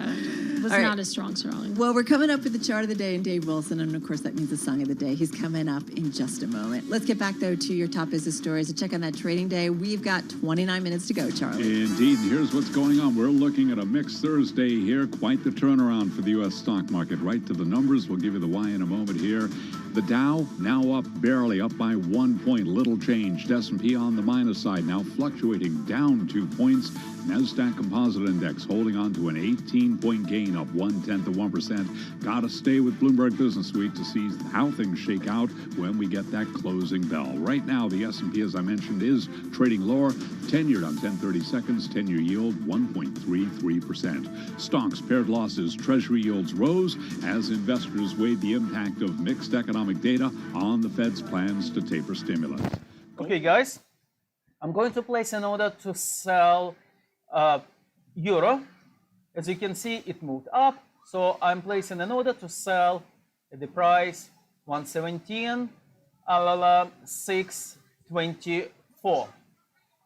Okay, it will give us 2 pips. Sorry, 620. It will give us 4 pips, and in our case, it will give us £400 in profit. Okay, guys, stay safe.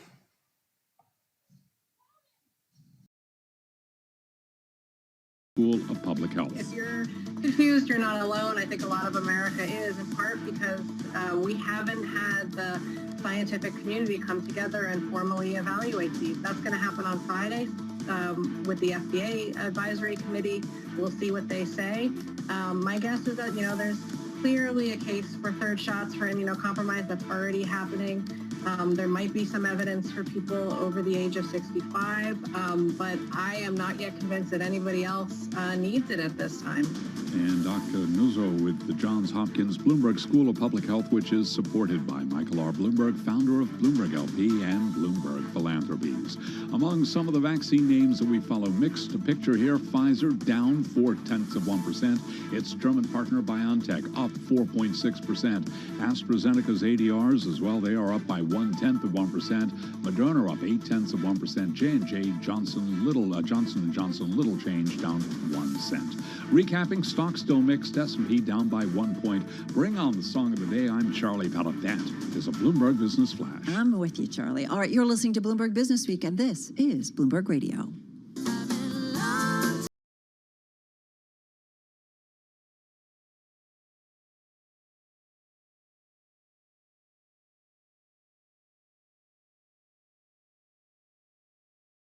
They had to change the title of their group, right? Oh, Yes, they have.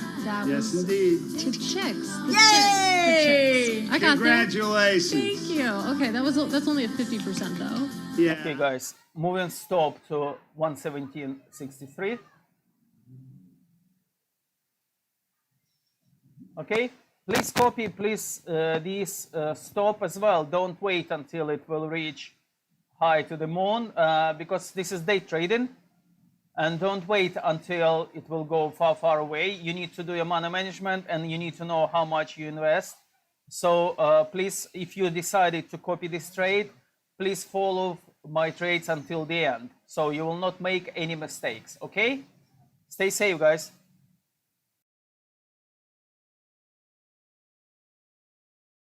Looked at that, you'd figure, hey, it's really, something that explains everything that's been going on with stocks this year, because earnings have grown faster on a forward basis than, share prices would suggest. So what I did is kind of go back